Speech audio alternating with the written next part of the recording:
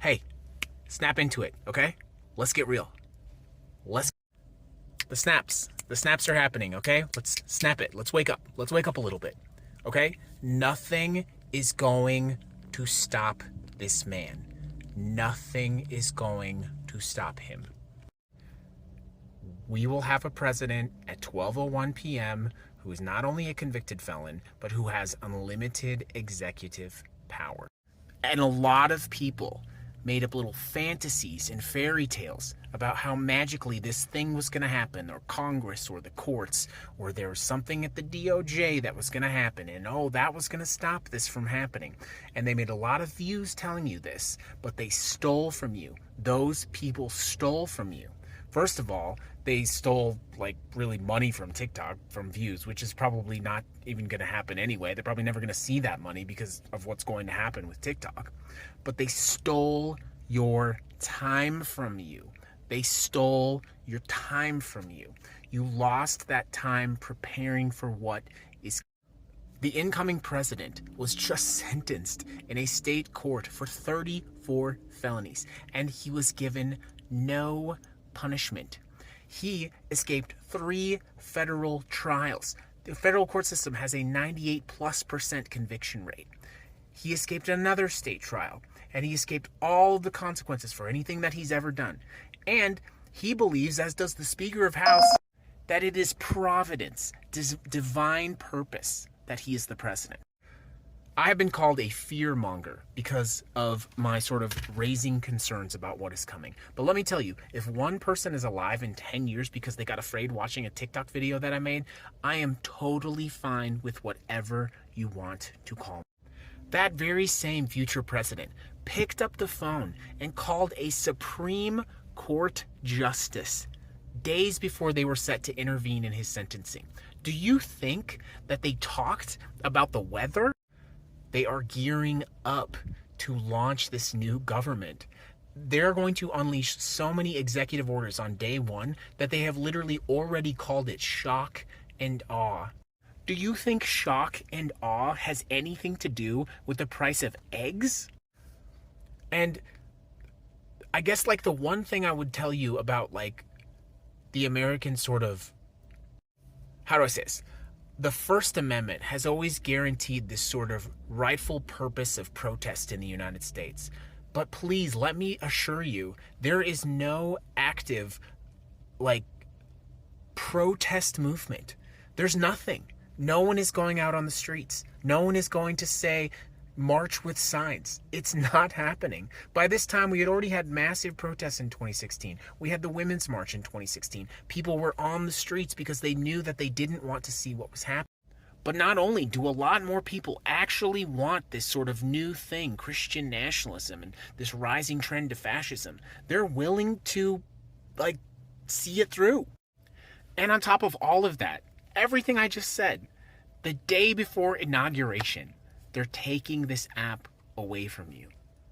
The writing is on the wall. The red lights are hey, red light, problems are coming. Hey, let's go here. And we're just sitting around scrolling our freedoms away. It's insane.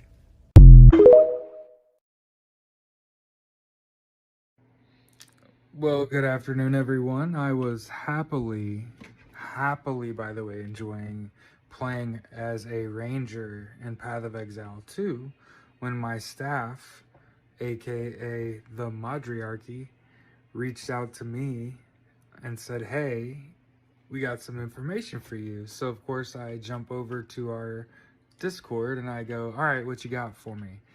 And first thing, the President-elect of the United States, Mr. Donald J. Trump, currently in Mar-a-Lago, has locked down the island. Now, did the local police lock down Mar-a-Lago as a means of protecting the president-elect and sort of vetting everyone that comes onto Mar-a-Lago? Or did Donald J. Trump, in a paranoid state, lock himself in Mar-a-Lago so that he gets a drop on the feds when they raid him? or whoever comes onto his property. Okay? So understand, first of all, for every one of you that voted for him, and all the people that have died in these fires until proven otherwise, I think the blood's on your hands. They already caught the people to set these fires. Okay? Antagonists, right? New Orleans, Las Vegas, remember that? That feels like an infinity ago, right? Yeah, this is all Donald Trump. This is what he does. This is the kind of shit he does. Lockdown Mar-a-Lago so that he gets a drop on anyone that comes to Mar-a-Lago, right? For this week, right? Like, that's suspicious, huh? And then, discretion's the better part of valor. So part of the reason sometimes I don't budge when people are like presenting stuff to me or sharing videos to me, a lot of you, it's got to get a little frustrating where you're like, I sent you a video, why didn't you make a comment on it? Because discretion's a better part of valor. I got to pick and choose my battles, right? You're wrong too much and there's backlash, right? I'm trying to keep my journalistic duties, but I want to show you this, okay? Okay?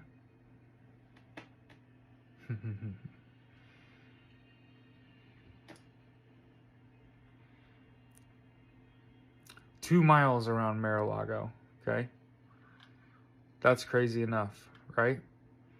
And then, as we're kind of communicating, and somebody was asking if Mark Rutte from NATO had actually been at Camp David, okay? And so you got to understand, today is January 12th, okay? Well, January 9th, okay,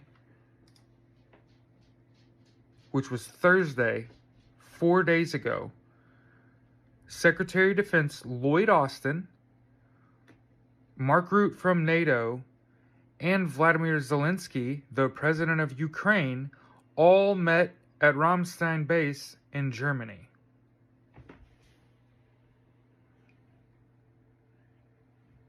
That was 3 days ago.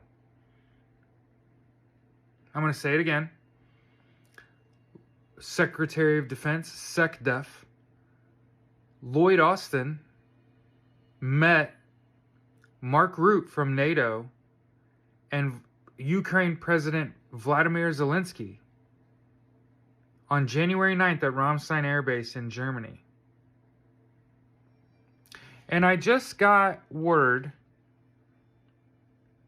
that there was a NATO Airbus flight to LA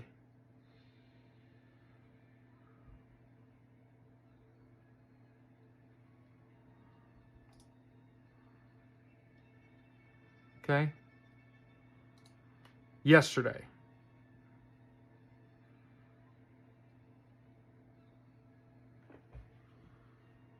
A NATO flight landed in LA yesterday. There you go.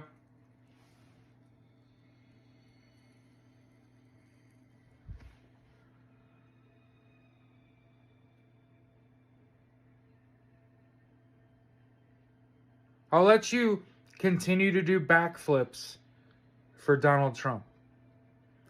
My last video, I told you what it was. Treason. Treason. Boys, treason. Crimes against humanity include things like genocide. Also, you could say COVID and his response to COVID was irresponsible and 750,000 fucking Americans died, you fucking clown. And I told you it's a crime against humanity. I told you NATO Article 4, Article 5, wartime powers, a full-blown investigation into this election and a suspension of a current administration. I've been fucking saying it. Irrefutable proof. A NATO aircraft in Los Angeles. Who else was in LA in the last 72 hours? And people saying like, oh, was Mark Rutte in Camp David? I can't verify that information, but Mark Rutte met with SecDef and Vladimir Zelensky 3 or 4 days ago on Thursday. So let's go back over that. The president-elect of the United States has barricaded a barricade 2 miles outside of Mar-a-Lago, so that he gets a drop on anyone that comes onto Mar-a-Lago. Like the feds? Like a raid? Or did the local PD do it to protect Donald Trump? Like he's gave a shit about that? The president-elect of the United States has barricaded himself on Mar-a-Lago. A NATO aircraft flew in to LA yesterday. SecDef Lloyd Austin, head of NATO Mark Rutte, and Ukrainian President Vladimir Zelensky were meeting at Ramstein Air Base. Jack Smith resigned from the Department of Justice, and his reports hadn't been released yet. That tells me they're about to be leaked, unredacted. Donald Trump and his lawyers didn't want Jack Smith's reports leaked because they're incriminating. And I've been asking, what do you think Jack Smith dropped? He could have just scheduled a sentencing and done the same thing that New York State did. Why do you think New York State didn't impose a fine or a fucking... Because the penalty for treason is death, friend. Why do you think my fucking heart's beating hard and shit? And my fucking blood pressure's up. And I'm shaking like a fucking leaf. Y'all been drinking that motherfucker's water. My own family sacrificed our relationship for that. I will never set foot in my mother's house again. I hope he's worth it. For those of you still hanging on, I hope he's worth it. Because when he goes down, he's going down fucking hard. Like Tony Montana. Him and Elon Musk too. And all their fucking cronies all think they're going out like fucking heroes. I hope they get snuffed in a parking garage. I got that story to the TikTok shop. This is for entertainment purposes only. Think about at this point having to go to work tomorrow and you're cuffed to Donald Trump. And you gotta like hold his water still. Fuck's going on? What the fuck is going on? For real. We're owed answers, and mainstream media and this current administration have been pretty mum on election, right? Election concerns. And the cracks are starting to show, right? But it really makes me wonder, like, what the fuck is gonna have to happen? Donald Trump's losing his mind, right?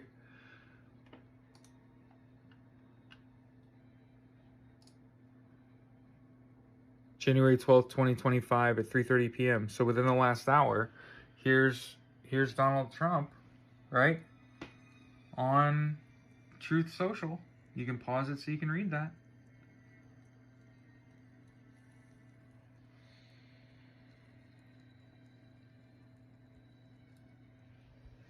Okay?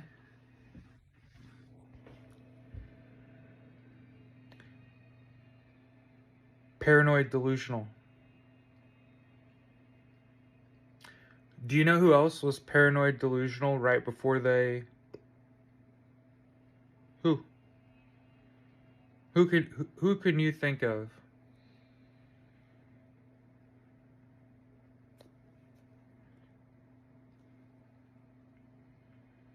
You know, I've said it doesn't even matter if he gets elected or not now. The damage is done. There's people that will never trust the election system again. That's what makes me saddest about all this.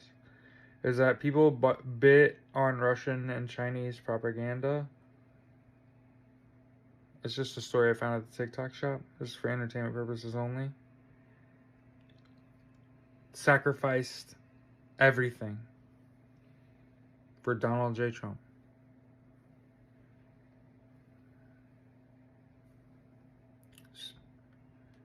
Posting paranoid delusional rants about Jack Smith from The Hague, who caught Donald Trump, who convicted Donald Trump, who just hasn't sentenced Donald Trump on charges he dismissed without prejudice. Why would you do that? Why would you do that? For what? And you know what it does? It feeds the narrative that Donald Trump's gotten away with everything his whole life, and so it strings people along, and they're satiated, right? They're fed up, exhausted, and what's keeping them is like, he just keeps getting away with the shit. It's fucking insane. Once he is held accountable, it's gonna be like, over.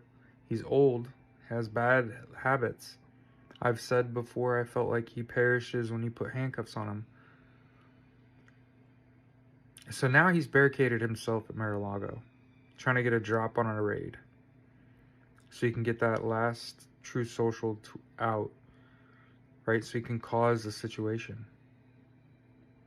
And you know, I've said, like, it doesn't matter if he wins or not. He showed other people what it takes. And people are going to model this man forever.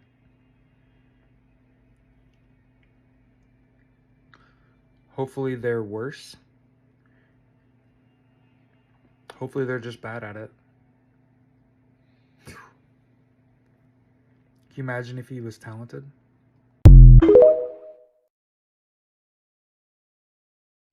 Okay, so I need to get this earworm out that I've been having for the last 2 days.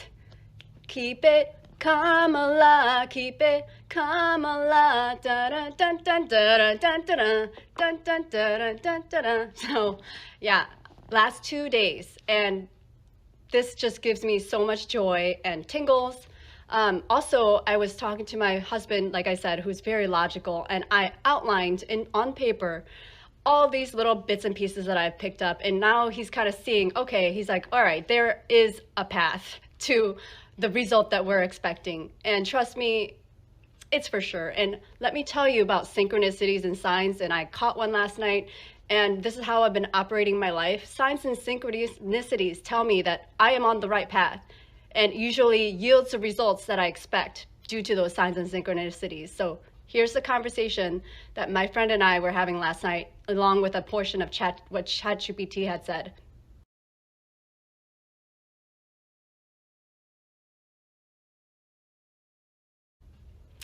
And I've been hearing the 11th hour, and I've seen this around, and every time I see that 11th hour, I get tingles and chills, also a sign that I'm on the right path, right track.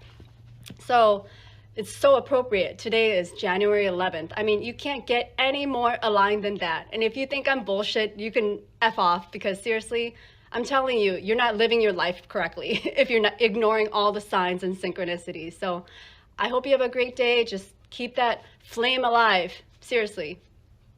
Take care.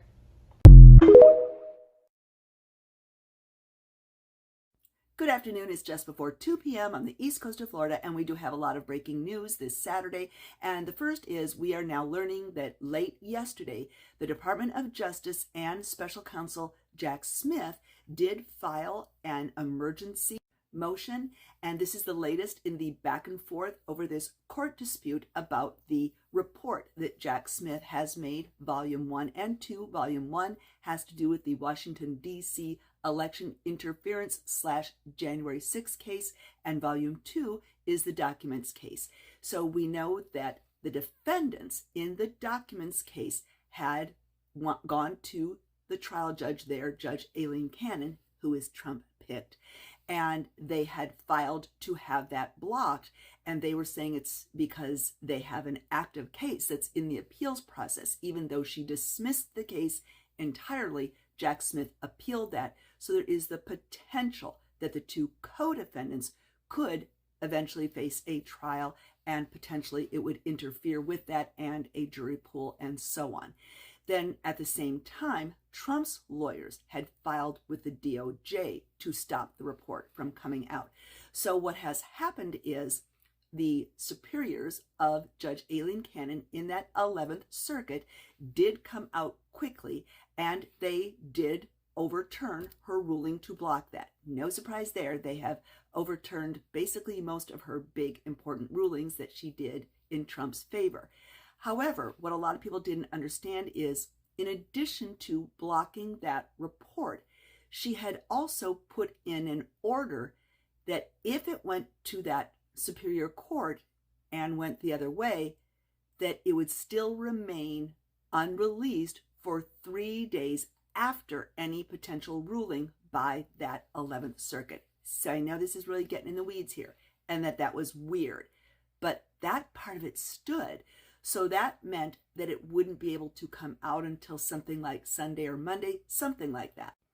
Anyway, so now Jack Smith and the DOJ filed this emergency motion where they're asking the federal appeals court to move quickly to reverse her order that was blocking the DOJ from releasing any part of Jack Smith's investigative report, either part 1 or 2, which was totally ridiculous because Jack Smith was not even asking for part 2 to come out. He understands that that is still in a legal process, but there was no reason that part 1 could not come out because it has nothing to do with those co-defendants or the documents case or Judge Aileen Cannon. Now, the push to get this report made public is because the clock is ticking before Trump takes office and is sworn in, and there's a whole new DOJ because you know what's going to happen to that report then.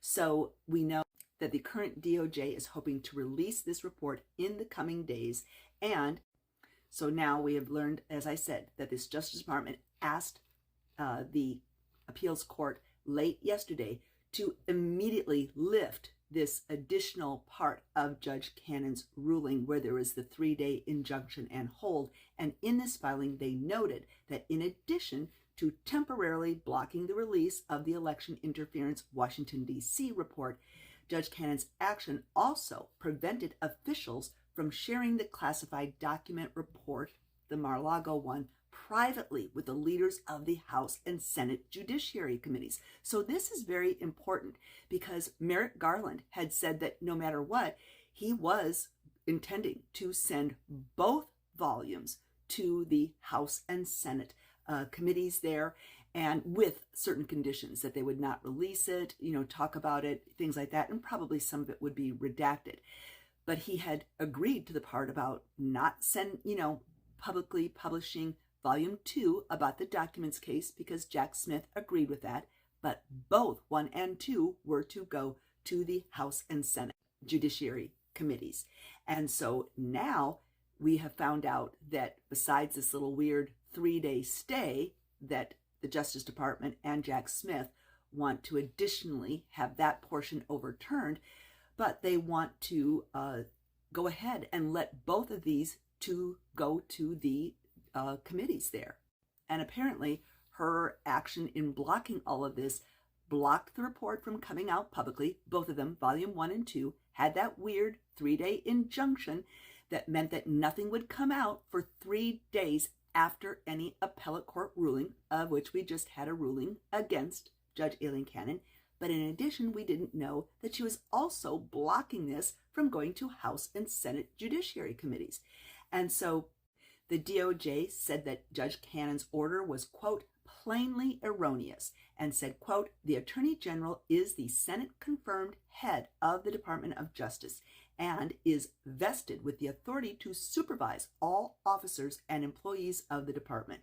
The Attorney General thus has authority to decide whether to release an investigative report prepared by its subordinates. And as we know, Justice Department regulations call for special counsels to produce reports at the conclusion of their work, and it's customary for those documents to be made public, no matter what the subject is.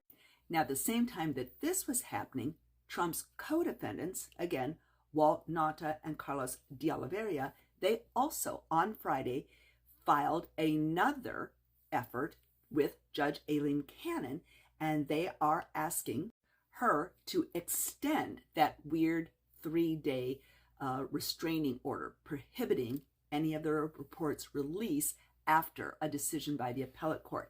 So they want her to extend that 3-day restraining order, and they want her to hold a hearing about Merrick Garland's proposed plan to release the portion of the report covering the classified documents investigation in Mar-a-Lago to those ranking members of the chairs of the House and Senate Judiciary Committee. So that seems weird, because why are these two private citizens filing about stopping our Senate and House Judiciary Committees from seeing a report that they have every right to see, and that report was paid for by taxpayer money? So if this is successful, that could again further delay the report's release, potentially past his inauguration day of January 20th. Now, don't get upset with me. I do not believe that's what's going to happen. We're just talking about what is happening here right now. But in this filing by the attorneys for Walt Nauta and Carlos de Oliveira, and remember, their attorneys are Trump PAC paid attorneys, so they're Trump attorneys. And they wrote, quote, "Once the report is disclosed to Congress, this court will effectively lose its ability to control the flow of information related to privileged and confidential matters in a criminal proceeding." And they said this makes delaying the issuance of the final report until this matter is resolved essential, as there will be no way to put the proverbial cat back into the bag after the final report is shared with Congress, and no way to control congressional speech regarding the pending criminal case. So these late filings yesterday are really escalating the tensions between Trump's lawyers and the Department of Justice. So this is really that clock ticking to see which side can get in quickly enough to get that report released. So, and then also in more legal news, yesterday, a federal judge in Washington, D.C. did hold Rudy Giuliani in contempt of court for violating a court order that barred him from making false and defamatory statements against the two Georgia election poll workers there after they had secured that $148 million defamation judgment against him in 2003. And so this is because he is continuing to spread lies about them, just like Trump. And so he's just continuing to have more defamation. And he says these things on his web show, saying, this is the judge saying to Rudy Giuliani, U.S. District Judge Beryl Howell, said to him that she had thought that sitting through a trial and agreeing to a consent judgment would have made him, quote, stop such fabricated lies.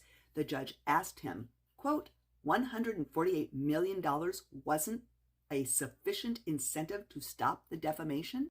So she is now ordering him to file a declaration acknowledging that he reviewed the testimony and evidence from that defamation trial, and to agree that no testimony or government report contradicted what those two election workers said, meaning he's going to have to admit that he lied and that they are correct, and all of this is doo-doo. And she is issuing a $200 fine for every day he does not comply. And she said if he engages in this any further in these violations, the court would have to consider imprisonment or confinement. Go to part 2. This is important. All right, I'm responding to this question because it's a good one. So, in poker, there's a tell, and that's where something about you, your face, a tick, your pulse, something is showing others what you're feeling about your hand. And so the tell in these type of situations is always, how much are they objecting to something? How much are they trying to stop it? Because then that is telling us, it's showing us that it's really important. So we don't always know the reasons why. We can guess, but it's leading us to know this is a big deal, and this is a big deal. So first of all, what we do know is that even if the House and the Senate Judiciary Committees cannot release those reports, we do need both volumes to go to them, because it's Republican and Democrat, because it preserves them. When the new administration goes in, they would not be preserved. So we need it, if nothing else, to be preserved. And the other thing is, presumably someday Trump will not be in office, and that someday there will be a Democrat or an independent voted in, and possibly this would all take on a different light at that time. Also, to have those reports, it could affect how they make laws or try to put in laws in the future to stop things like what Trump did in the election interference on January 6th and with the documents. And also, transparency is always the antidote. It is the disinfectant for anything dark, dirty, bad, you name it. So that is why you have, like in Florida, we have sunshine laws, even though DeSantis and others try to find loopholes and go around it. That's why you have FOIAs, the Freedom of Information Acts, where they try to get this information out. And I would think, because again, this is something that is supposed to happen. It's supposed to be legit that when there is a special counsel that the DOJ puts in, a report is supposed to come out. It's paid for by taxpayers. So it is very possible that there could be entities, there could be reporters, there could be any number of people who file FOIA, Freedom of Information Acts, to get access to that information to be made public. So there could be lots of lawsuits. And again, so we want to preserve all of those, both reports, because we don't know what could be done with it. But we know one thing for sure, well, two things for sure. We know the new administration will get rid of it forever, and then that's the end of the story. And we also know that they badly do not want it to come out, and they don't want it to go to the House and Senate committees. And that is all the more reason that it has to. And by the way, I know this wasn't your comment, but I see other comments of where people keep saying, can't we get rid of the judges? Can't someone get rid of her? You know, I get it. This is why voting is so important. It's one of the biggest reasons that everyone needs to vote, and it is critical who you vote for. And I believe to vote down the line, up and down on party lines because of the judges. That even if Trump got nothing done that he said he was going to in his administration, he put lots of judges in, and it's huge. Particularly, we know the Supreme Court justices, that they're lifetime judges. And look at the ramifications. Now, these were the biggest ramifications of Trump's presidency. The overturning of Roe v. Wade and so many other things. And this very thing, this presidential immunity ruling and so many other things. Just huge. So, and then we have the federal judges. They also are appointed by presidents, and they are lifetime. And once they're in, man, it's like a bad rash. You cannot get rid of them without, it's basically impeachment. And that is tough because, again, it makes it political. Unless you've got a majority, a big majority in the House and the Senate, you can't impeach. And when people use the example of Richard Nixon and, you know, with Trump and, well, he, you know, left office and resigned. Well, that's because at that time, the Democrats did not have a clean sweep, the Republicans did not have a clean sweep. So it wasn't that they had a Republican of, you know, Richard Nixon as the president and then a Republican House and Senate, much less also Republican Supreme Court. They didn't have those powers. And so they knew that Democrats had a lot of power to potentially impeach him and or worse. That is not the case right now. So a lot of things going on. I know it's frustrating to everyone how the wheels of justice turn, but we have to really make sure that, you know, whatever it is, whatever mojo we put out there, this report has to be preserved. Talk to you soon. All right, this is another good comment. You guys are keeping me on my toes this afternoon. So I'm going to be honest. I have very mixed feelings about having co-defendants in cases like this. And it definitely complicated things. It always does. We saw that in Georgia. But on the other hand, they're the ones that committed the crimes for Trump, allegedly, for entertainment purposes. And so I can see why he had to do it. But then, as you say now, why not maybe dismiss them so that, you know, that report could come out? But on the other hand, if at some point a trial does go forward, because he believes that her dismissal of their cases will get overturned by that 11th Circuit. And if it does, and they have a trial, well, that would bring out all the goods. meaning the bads for Trump, all the evidence, all the things that Trump did. He just would not be the one on trial, but it would come out in spades for everyone to see. And again, transparency is the best disinfectant. So believe it or not, that's a trial we would want to happen and to see. Good morning. It's 8:30 a.m. on the east coast of Florida, and I am going to address this bright and early this Sunday morning because I see a lot of this. So no diss to anybody. I know this is really weird, different, and we're getting in the weeds about it. So I'm going to try to simplify it. We have to understand there's differences in the words of sentencing and punishment, but also differences in the words absolute, conditional, and unconditional. And I think that's where people are getting mixed up. What Judge Juan Merchan sentenced Trump to was an unconditional discharge. That is very different from an absolute discharge, which would mean that everything goes away basically, and that it would be expunged from the records. A conditional discharge would mean kind of what you are saying here, that it's until another crime or something would be committed. But he had what is called an unconditional discharge. So that's it. End of story. He has been sentenced. You can look it up, Google it, everybody, for yourselves. It's an unconditional discharge. It is a sentence. The judge handed down a sentence. That is the sentence. What it means is that there is no punishment. There is no jail time. There is no fine or anything like that. But it is a sentence, and it means it puts a cap on the case. It's done. It's over. As much as any case is over at the end of sentencing. And then people can appeal. They can appeal from their jail cells. They can appeal from, being on, what row. And that is the case with him. It's done. It's over. There's no more anything except for the appeals. But while those appeals can be happening, he is a convicted felon of 34 felonies, and he has now been sentenced, and it's complete. So I hope I've made that pretty clear. Chat till later.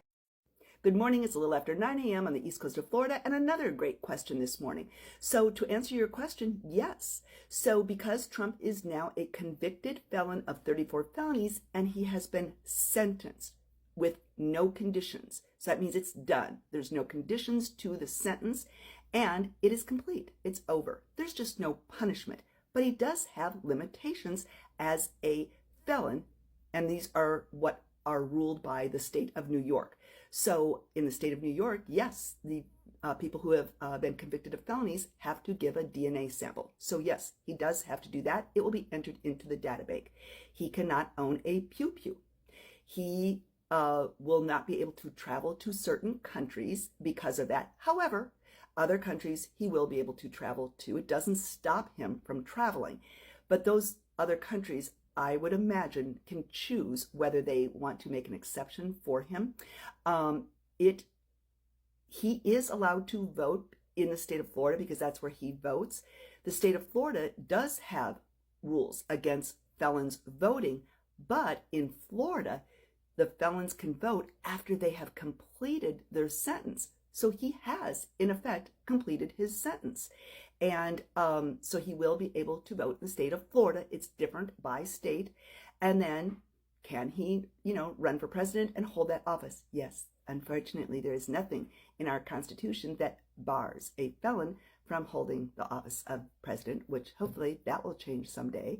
And then the other big question is, can he be pardoned? No.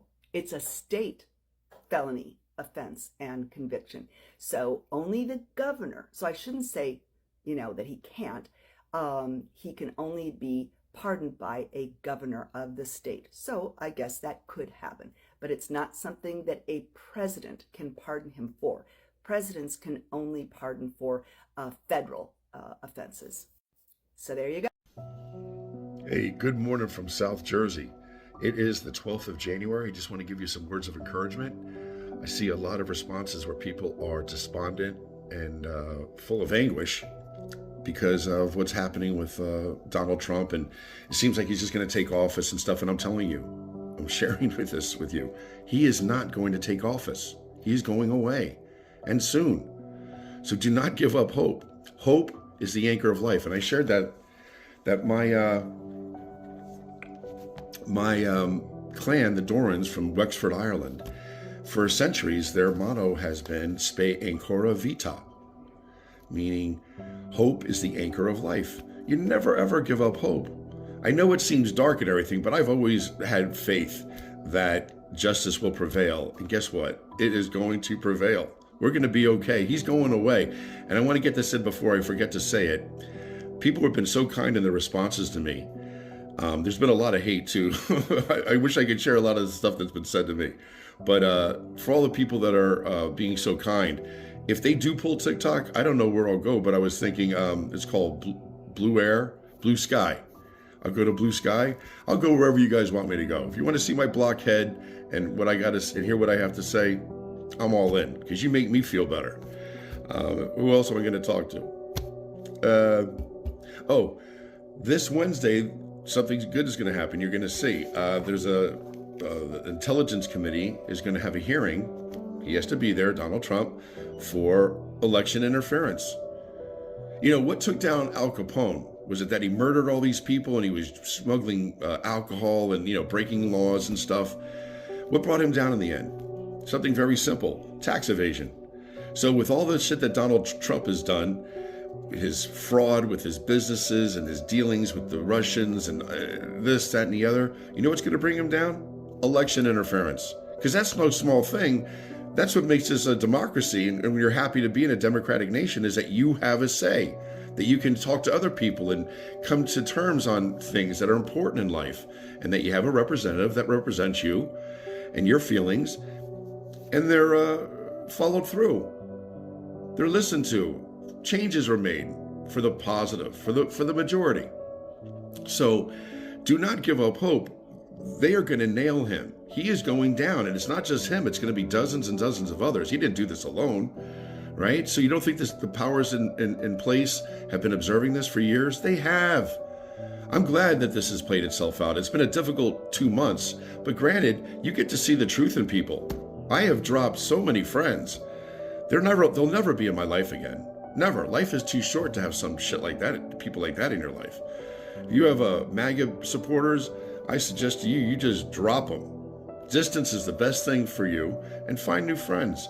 But so Wednesday is the hearing for the Intelligence Committee on election interference, and the things that he's gone and done in the past. I just want to share this because it's no small thing. The things that he has done that should really, really firm up why you can't be with him. Besides the fact that he was friends with Jeffrey Epstein. I mean, they're pigs, and I don't even want to get into that. Charity fraud, multiple accounts of charity fraud. Can you imagine? You think you're giving money thinking it's going to go to someplace good, and it just goes in his pocket? And he was found guilty of multiple counts of charity fraud. That in itself is just disgusting. The fake university fraud. He had to pay $25 million back to all the people that believed that they were going to learn something from him. Yeah, good luck with that. Learn something from Donald Trump. Ugh. Business has multiple business fraud counts found guilty of. He has a CFO in jail still. Michael Cohen, that poor guy, the years that he had to spend in jail because of Donald Trump. Donald Trump has a lawyer in jail now, and others that have lost their license. Rudy Giuliani out there on the streets begging, who is a Donald Trump supporter. I wanted to just throw this in because I just saw a clip before, and I can't stand this guy, Ben Shapiro. I wish someone would stick a sock in his mouth, his little speedy talk like he's so fucking righteous and he knows everything. Someone just knock him the fuck out, right? Oh my God, what an asshole. I thought I hated Matt Gaetz. I can't stand him just as much. Mitch McConnell, he's so old, I can't get mad about him anymore. Just go die already, you old turtle. Oh my God, the Republicans, you're such a disgusting group of people. You really are. Oh my God. So, and then, of course, he stole classified documents with nuclear secrets. This is okay with you? It's not okay with me. We didn't have hundreds of thousands of servicemen and women serving our country for the past 100 years, decades, supporting our Constitution and our protections, to just give it up to this guy. I mean, it's terrible to appease his people over in Russia. Oh my God, he's been found liable for sexual assault, charged with dozens of felonies, and found guilty of 30 more. He's awaiting sentencing. Donald Trump is going away. He's going away. And you guys, if you want to find me in the future, if I get pulled from TikTok again, I think I'm going to go to this Blue Sky. I'll try that. If you want to hear my thoughts and see my blockhead again. And to that, let me say this. I'm sorry I look like shit. First thing in the morning, I like to get on here. I have a cup of coffee. I don't even wash my face, right? Who cares? Look at this head. But the girls on here look so sharp. They look put together. You can tell they put a little effort into their appearance. And the guys always look handsome, and they got the tie on and the background. And then there's me. I'm sorry. I got this thing. I don't even know what it is. I look like Mae West. I'm a mess. But don't you be a mess. Have a great Sunday. I'm going to go outside and stack some wood. I had 6 trees fell yesterday, taken down, cut in nice chunks, and I got to stack that. And it's Sunday, so what are you guys going to do? Laundry, change the sheets to your bed, do some grocery shopping, maybe throw something in the crock pot. Have a good day. This is under 7 minutes. That's good for me. You know I don't shut up. God bless you and keep you. I think I'm going to be on Blue Sky if I get pulled out of here. And yeah, regards from South Jersey, man. Do not give up hope. Spe ancora vita, the Doran motto. Hope is the anchor of life. We are going to weather this storm. Keep your anchors in. The high waves and winds aren't going to throw us off course. We're going to stay strong, stay put. And when the weather subsides and the danger passes, we can pull our anchor up and resume our lives. I think we're going to be a lot more grateful for what we have and come together as a country and as in the world when Donald Trump goes away. And he's going to go away soon. So God bless you. Have a great Sunday, and I'll talk to you soon. Peace out.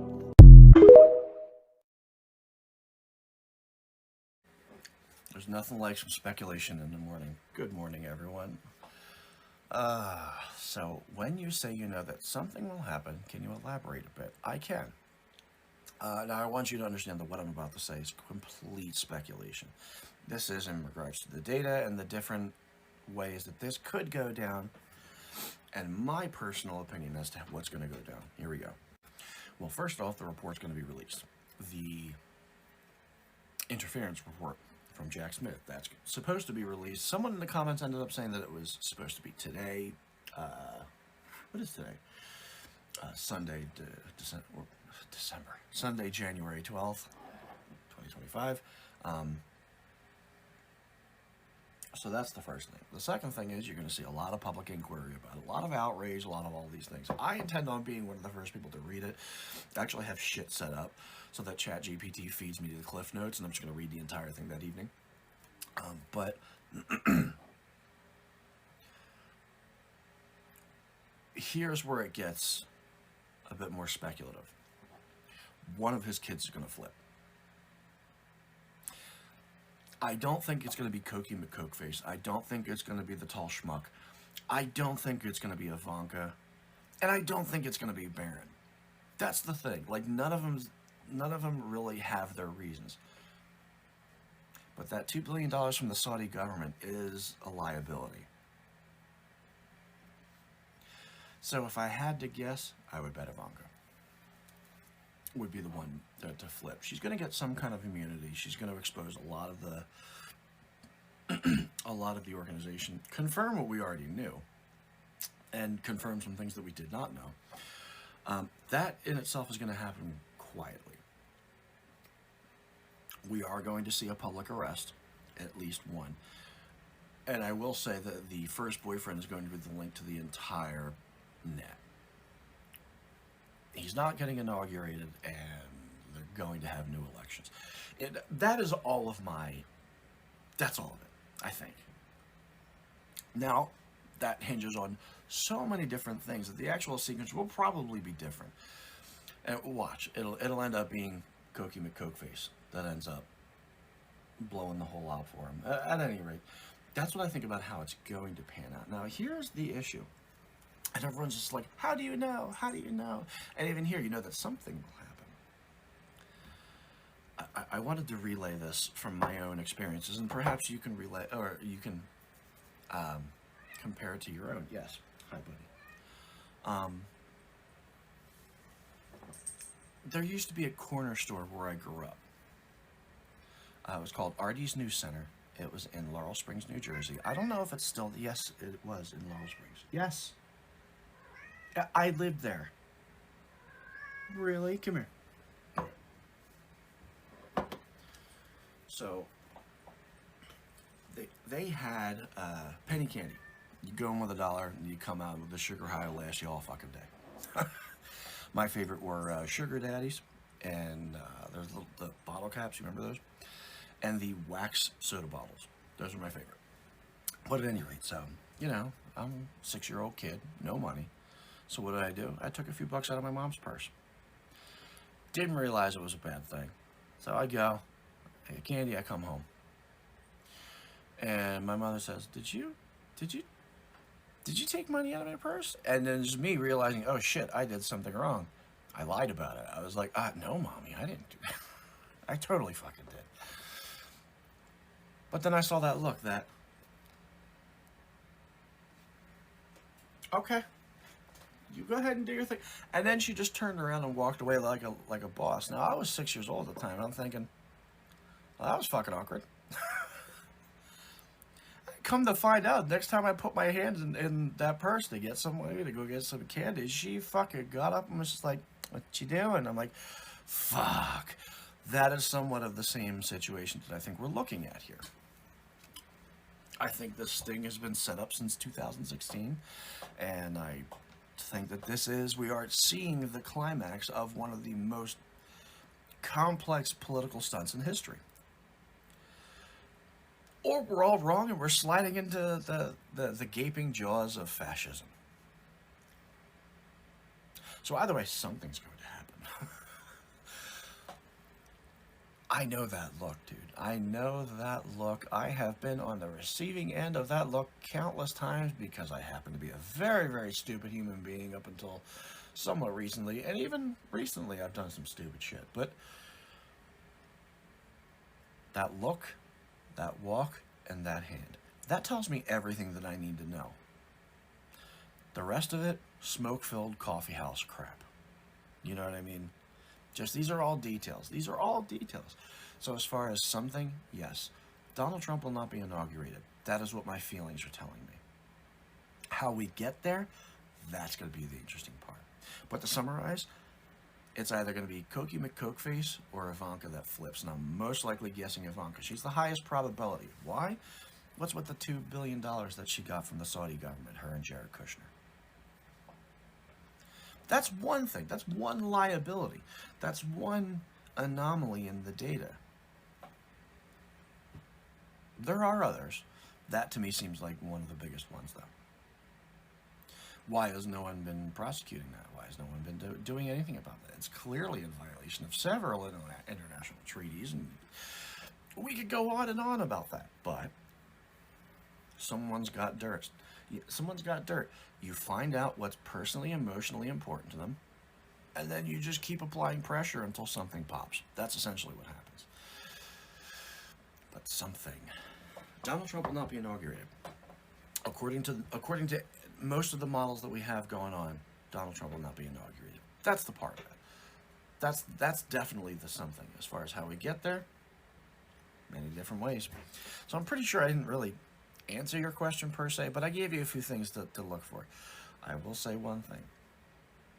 It's the 12th right now. We are 1 week away from the 19th. So whatever is going to happen, we got a week to prepare for it. I don't mean like prepare for it, hunker down, do all that shit. I don't think it's going to get that bad right off the bat. I do see it getting pretty bad. But what I am saying is keep your eyes open. Look out for shit.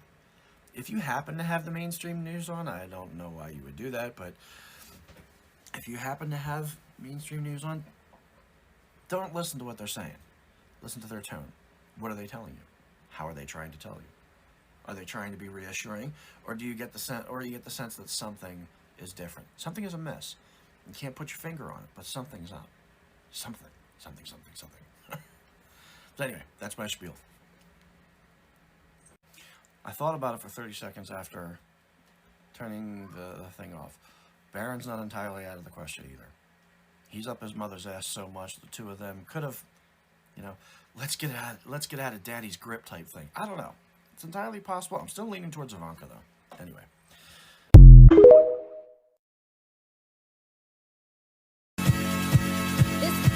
This one is for the boys of the booming system. Top down AC with the coolest system. I think yes. My hopefulness and surety that something is happening kind of waxes and wanes on the daily multiple times a day. And I bounce back and forth between being real hopeful and something I'm calling nauseously optimistic that something is happening. I have a baseline though. My baseline for hopefulness is the fact that Kamala, is aware that tampering is possible and has spoken about it and has served on committees and has tried to pass laws to make elections more secure. So if there's something going on there, she knows, and that's kind of my baseline, and that's the baseline for the hope that I'm feeling. That being said, I'm now feeling on the higher end of hopeful that something is going on, and there's two things that are fueling that that I'd love to share with the disclaimer that I'm not a scientist or math person or politics person. I'm a professional musician and theater person, and I've just been hyper fixating on this topic since election day because something hasn't felt quite right to me, and that's how I'm coping. So with that disclaimer in mind, I'm sharing the things that are making me feel hopeful, not from a place of expertise, but from a place of just, it's something that's bringing me comfort, and maybe if I share it, it'll bring you comfort too. So the first thing that's bringing me comfort is the fact that yesterday somebody posted in the Something Is Wrong 2024 subreddit a DOJ manual that outlines the procedures for dealing with election shenanigans. And in that manual, basically, the takeaway is that government agencies cannot step in until the election results are certified. And that's not going to be happening until around December 11th.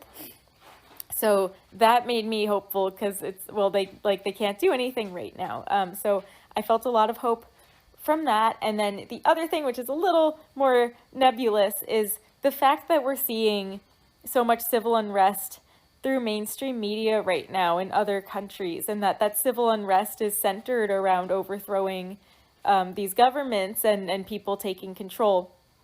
And in some cases, election shenanigans. Like France today voted no confidence in their prime minister. South Korea yesterday declared martial law, and now people are calling for their president to resign.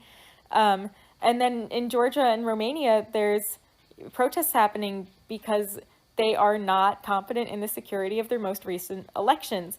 And in fact, in Romania, today, somebody came out and said that the TikTok algorithm was manipulated in order to get the guy elected who was elected. So the fact that all these things are happening in the news is actually reassuring to me, because I feel as if it's priming the American people so that if news like this were to come out in the United States, it wouldn't be quite so jarring, it wouldn't be quite so out of nowhere, and it wouldn't be partisan. It wouldn't be partisan. It's not the Democrats attacking Trump. It's that we're seeing it in other countries, and there's precedent. So that's two things that are bringing me comfort. And a third bonus thing is I actually felt comfort from Biden pardoning his son. I know some people felt defeated by that, but to me that indicated that when what is correct is not necessarily in line with rules, Biden will circumvent the rules to do what is correct. So that actually made me feel a little better.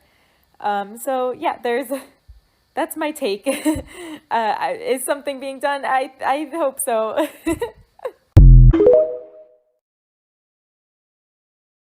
Hey everyone, so I would like to do a mental check. How you guys doing? How we feeling right now? Are you still hopeful? What's on your mind?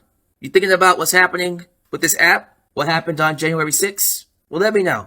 I would like to use whatever time is left to answer as many of your comments, your questions, as much as possible. So whatever is bothering you, whatever you want to ask me, whatever you want me to talk about, go ahead and ask it now. Again, we don't know what is going to happen within the next week. Anything is possible, but just in case, I would like to get a general consensus of where everyone's head is at before this app goes away. By the way, if this app goes away, you can find me on YouTube and Blue Sky. To find those links, go to my profile, go to links, click on my link tree, and you can find Raw Cognizance on Blue Sky and YouTube. Follow me there just in case this app goes away. I hope it stays, but it's better to be too careful than not safe at all. Regardless of what happens, I hope you guys stay hopeful. I hope you continue to trust your gut.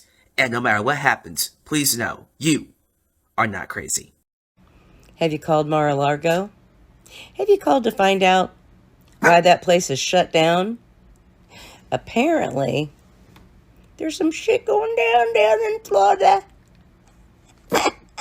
I got to get my dog up on this bed.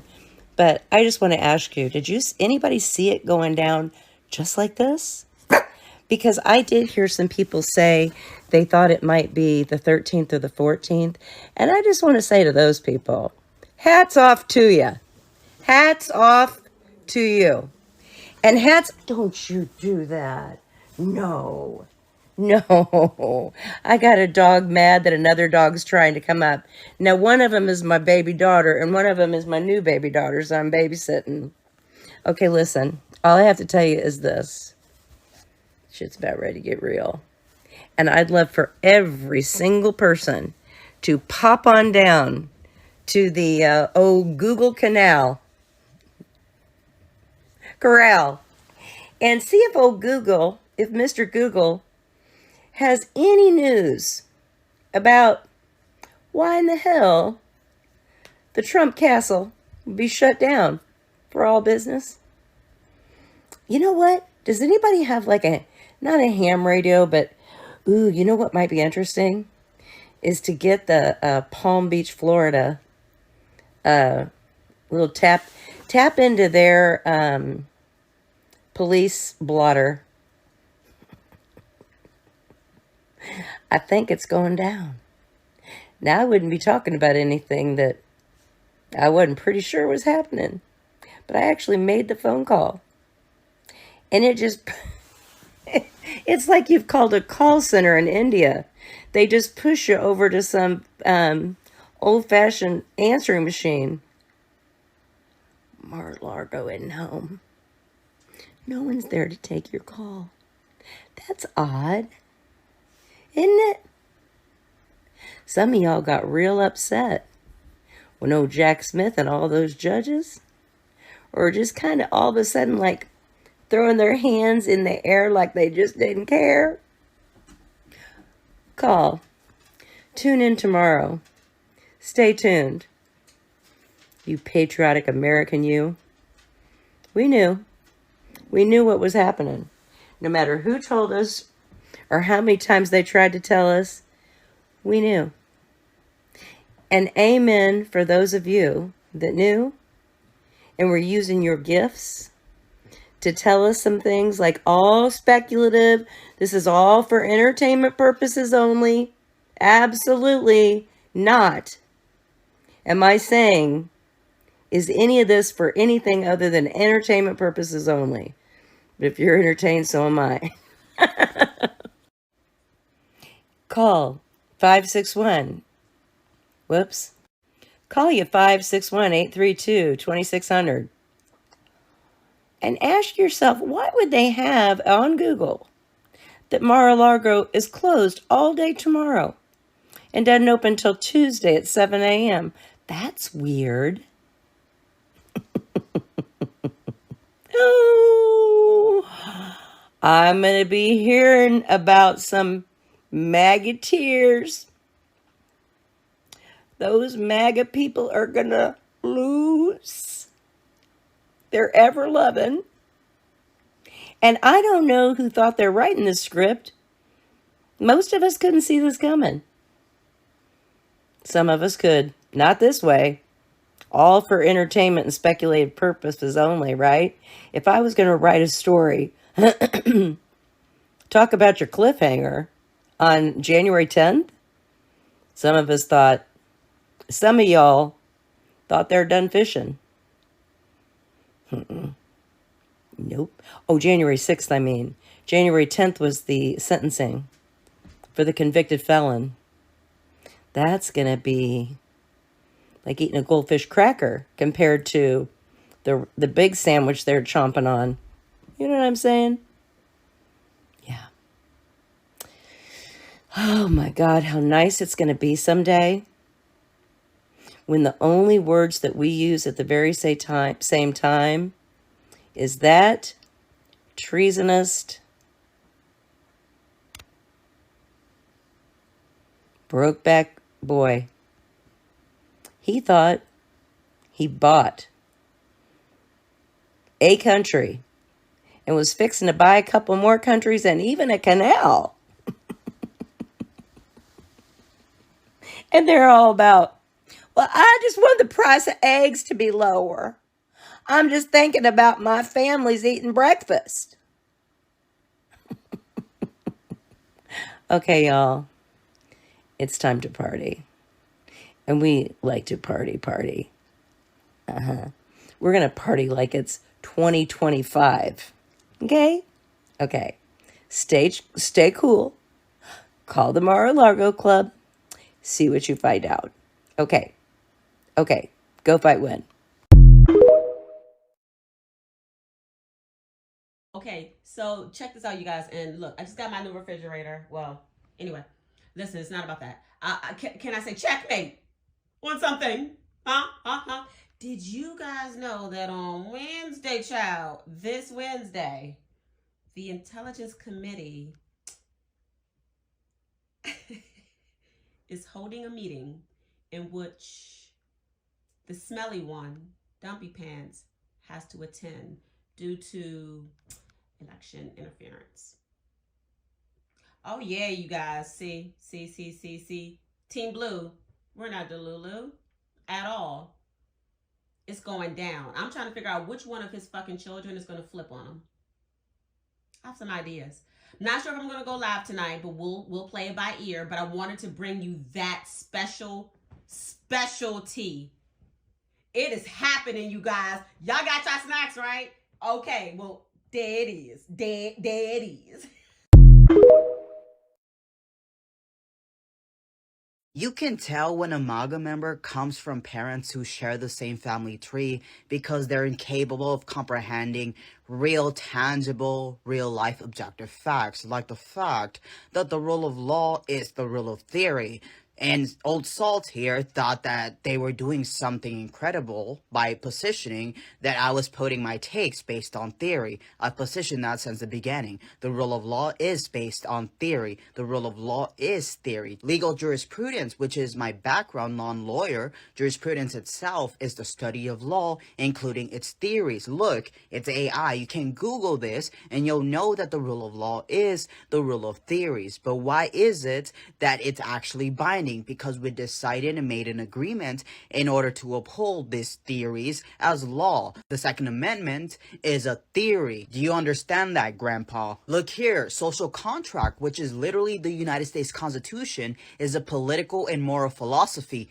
Theory that states that people's obligations are based on an agreement or contract between them, which is why wherever law ends, tyranny begins. Which is also why even if Donald Trump won the Democratic vote, there is no provision in the United States Constitution that allows for the constitutional supremacy, Article 6, Section 2, to be subverted by anything else, including legislature, including the courts, including the executive, including democracy, including you, Old Salt, you traitor. And just for poops and giggles, let's remind Old Salt that we have a Citizen's Almanac published by the United States government that actually signifies and illustrates that Old Salt is a traitor to the United States of America. He is a traitor and not a patriot. Why? Citizens Almanac tells us that we have a responsibility as a citizen. We actually have responsibilities of a citizen.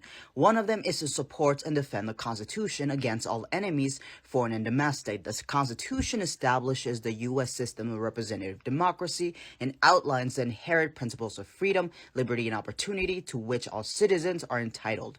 The continuity of this nation's unique freedoms depends on the support of its citizens.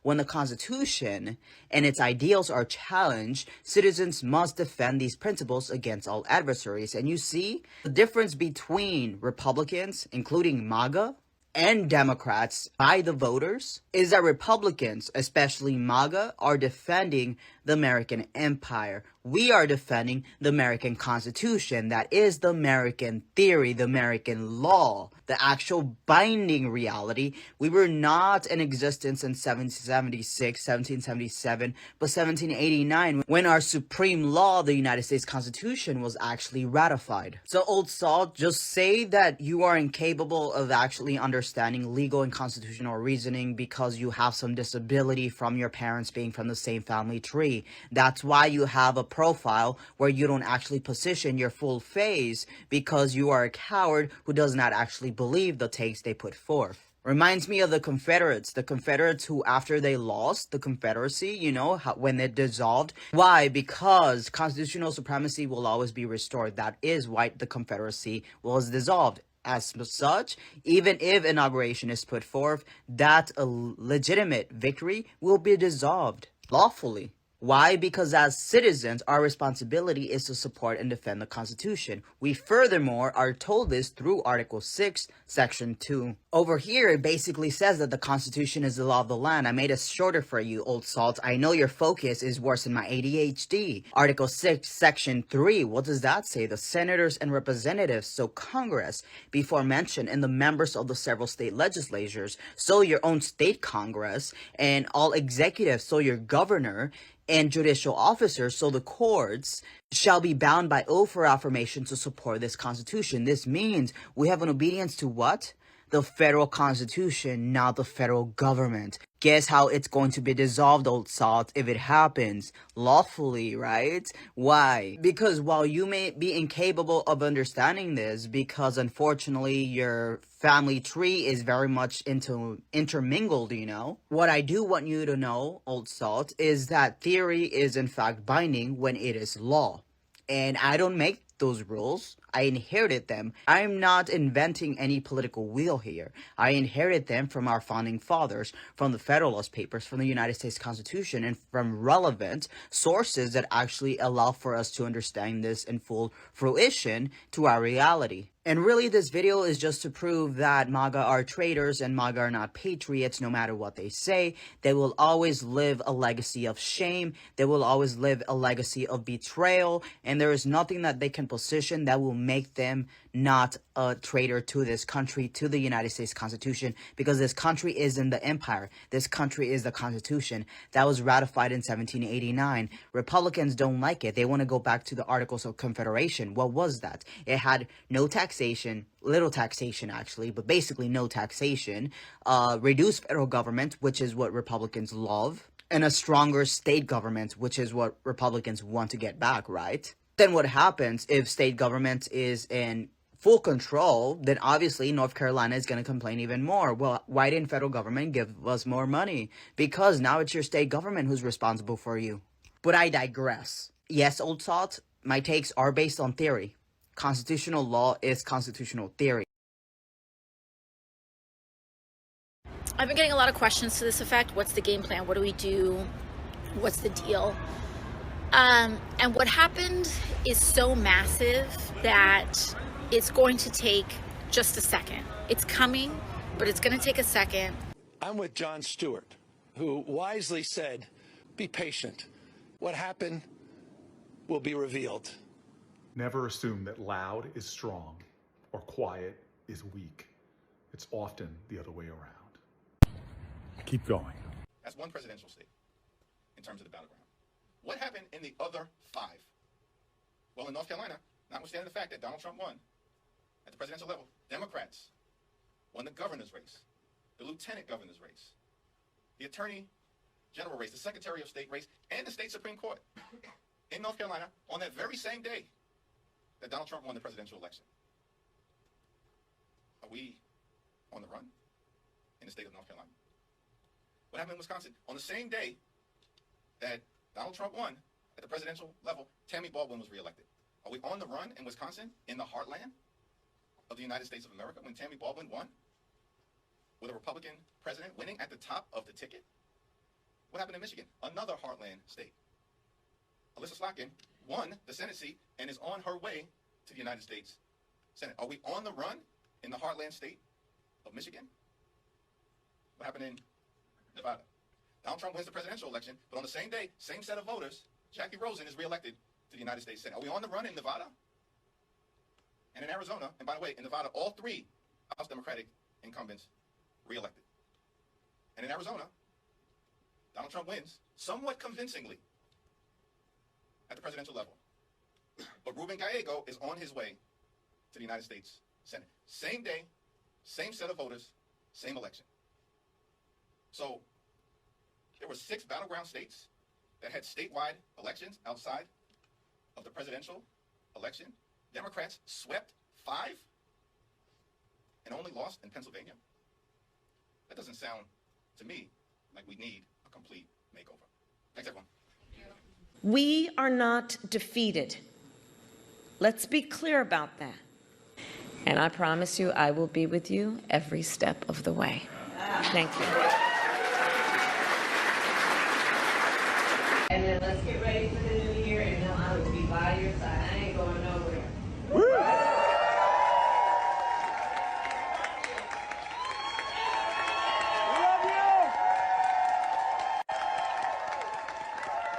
I knew what I was doing, asked her to be my vice president. I knew her. I knew of her. I knew about her. I knew her record. I trusted her. She always served this country with purpose and integrity, and she always will. And you're not going anywhere, kid, because we're not going to let you go. If people had given up their cause after a court case or a battle or an election did not go their way, the true test of our character is how resilient and persistent we are to pursue the future that we all can see. The true test of our commitment is whether, in the face of an obstacle, do we throw up our hands or do we roll up our sleeves? And as we approach,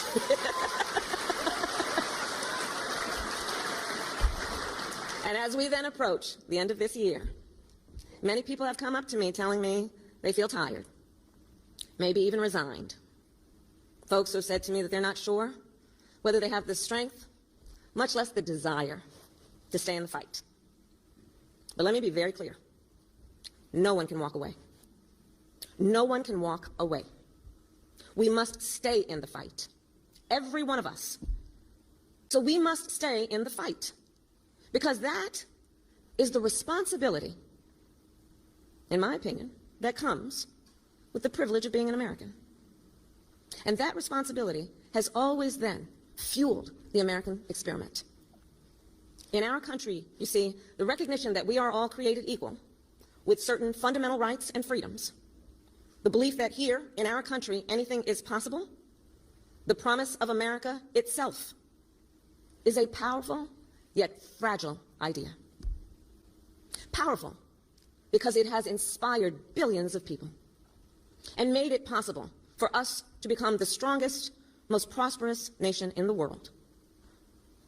Yet fragile because that idea is only as strong as our willingness to fight for it. Only as strong as our faith that we, the people, are the ones who make it real. So I will say this as we close out this year. I ask of you this,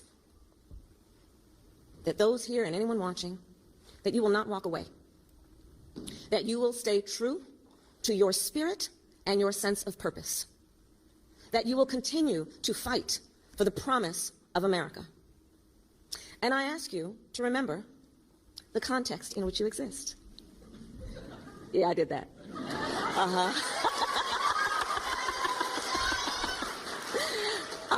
you to remember that this struggle is not new.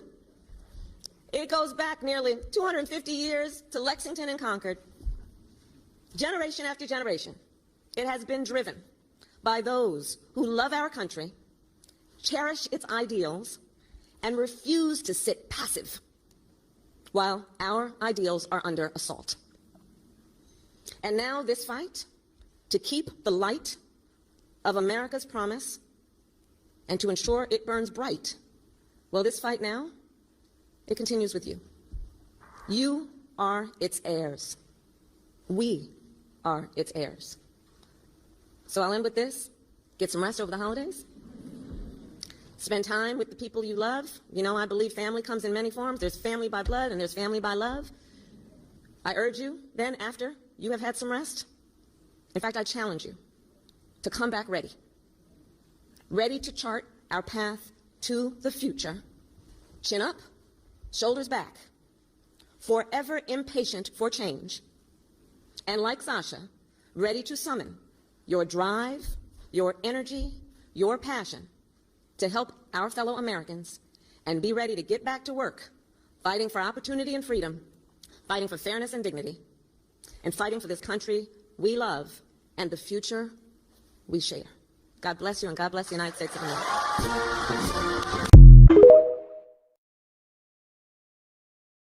Good morning.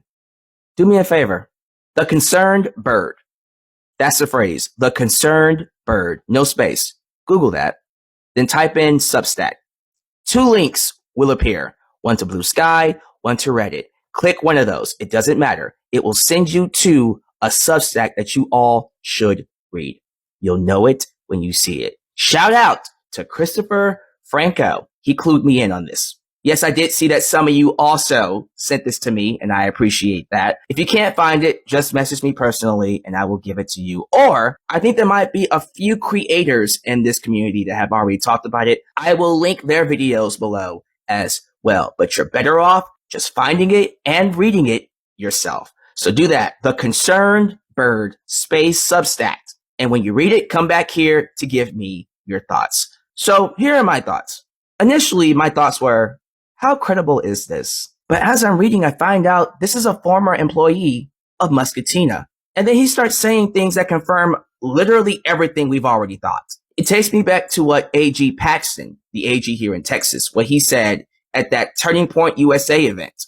Remember that? If you don't, just go back to my videos and you can find it. But it confirmed everything that we've already thought. And so I would like you guys to go read it and come back to give me your thoughts, because I'm just curious to know how you all feel about it. As always, if this app goes away, you can find me on Blue Sky and YouTube. Go to my profile, click links, go to my link tree. You will find the links to YouTube and Blue Sky on there. So we have exactly 1 week until he's sworn in. Anything can happen. So stay hopeful. Trust your gut. And always know, no matter what happens, you are not crazy. All right, y'all, I got to catch up.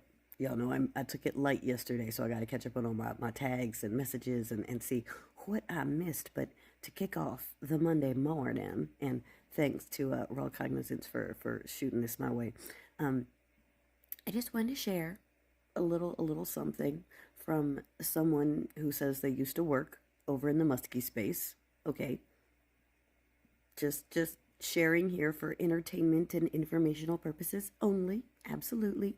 While I make my coffee and catch up, y'all can take a look and let me know what you think in the comments. But me, personally, I think we're going to see a lot more testimony that looks like that regarding first boyfriend coming up in this next week from a lot of different places around the world. Okay, anyway, here we go.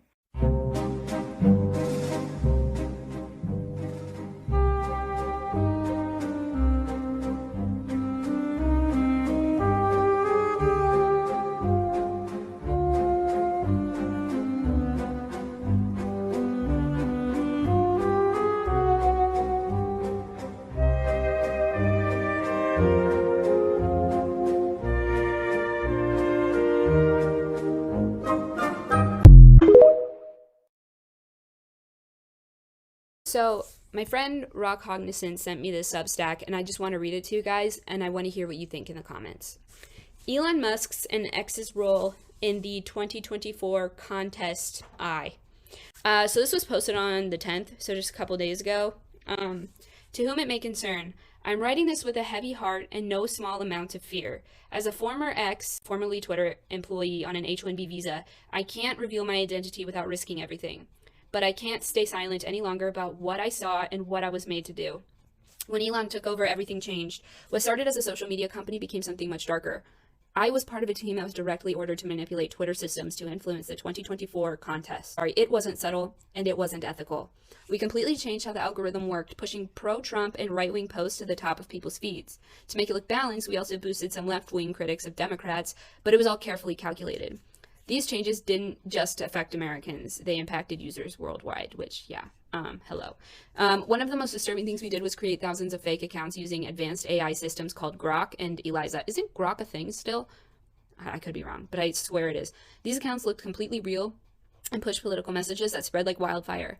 Haven't you noticed that they've all disappeared like magic? That's absurd. We also knowingly allowed foreign governments to manipulate the platform. State-backed groups from Israel, of course, Iran, and Russia, of course, were running their own influence campaigns, and because their goals aligned with ours, we looked the other way. Even when they clearly broke the rules, we didn't stop them. Wow. Perhaps the most unethical part was how we manufactured news stories. One team would write completely fake articles while another team would artificially boost their engagement metrics to make them go viral. We specifically targeted certain groups of people knowing exactly how to manipulate their views and emotions. The moderation team became a tool for our agenda. We systematically silenced anyone who got in our way, enforcing the rules when it suited us and ignoring them when it didn't. Elon himself was deeply involved in these decisions, often joking about being black hat MAGA. Does that sound familiar?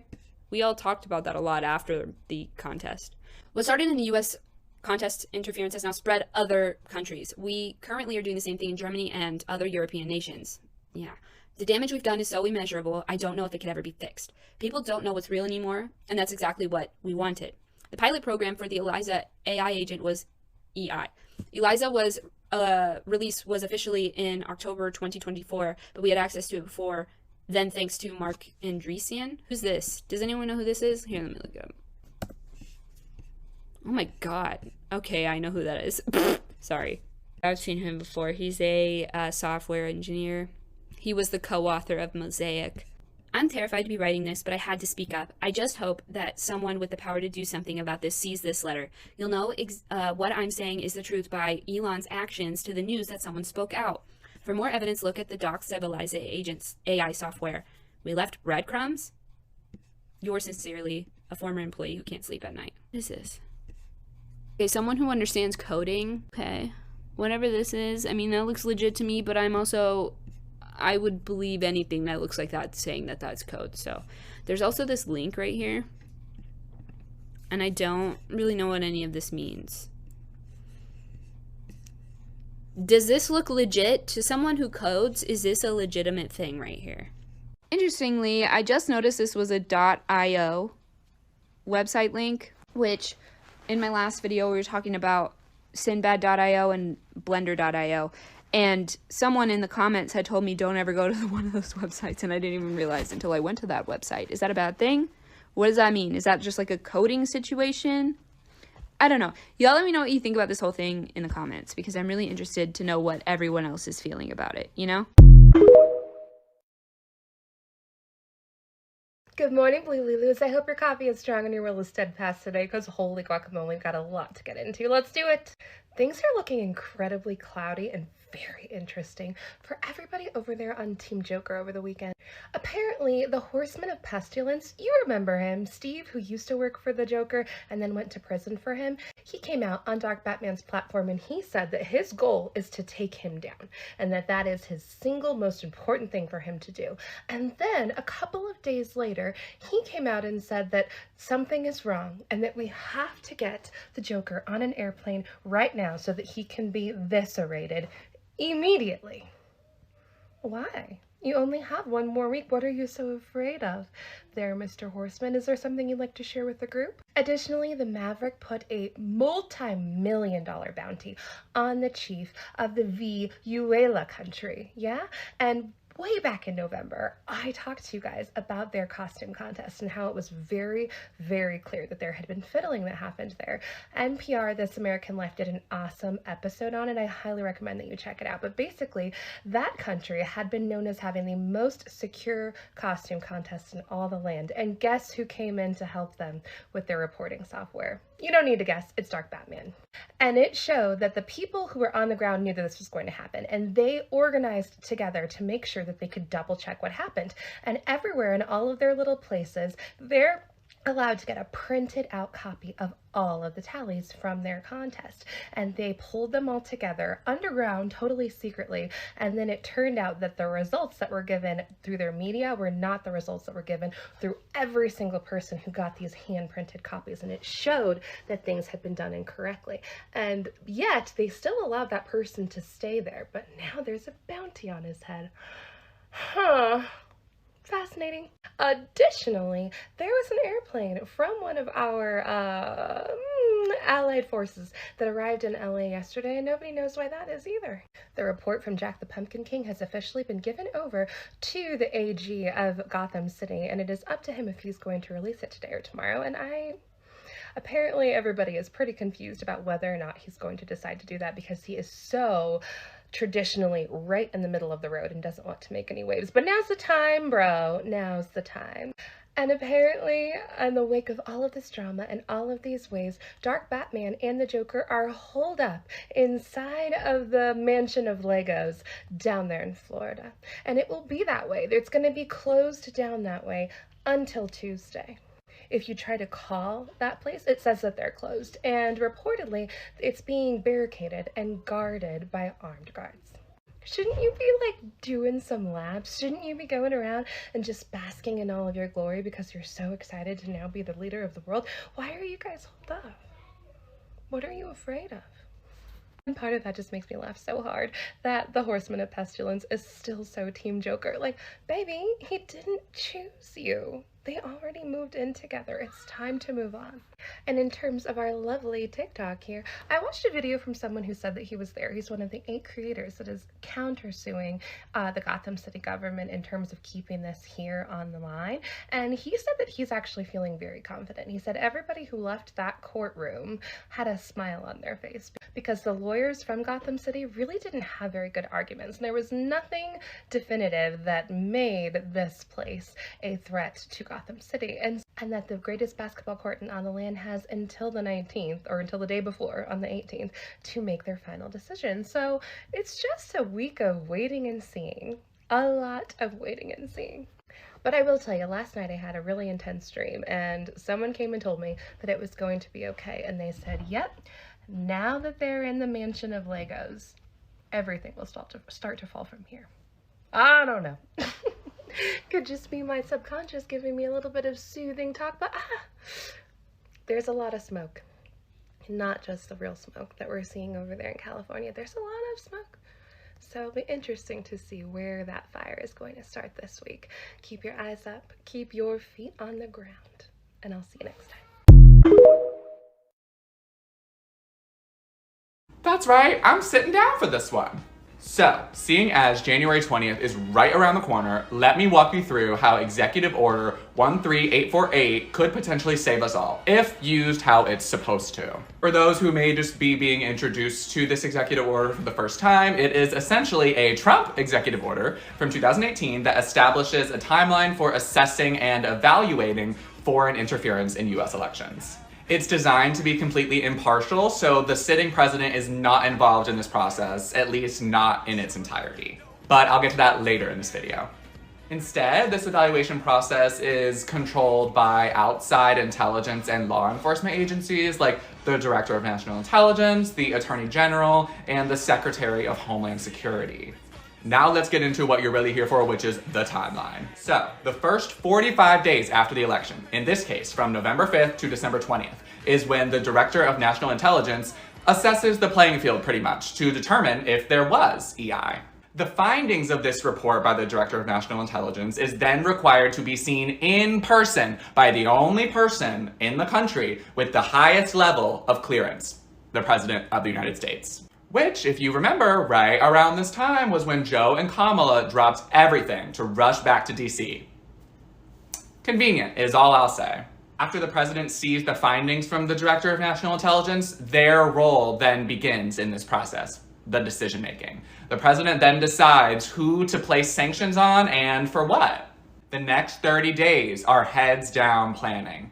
Based on these findings and the decision of the sitting president, the wheels begin to turn a little here. There is no revving. We don't quite hear the engine yet, but it's better than just staying parked, right?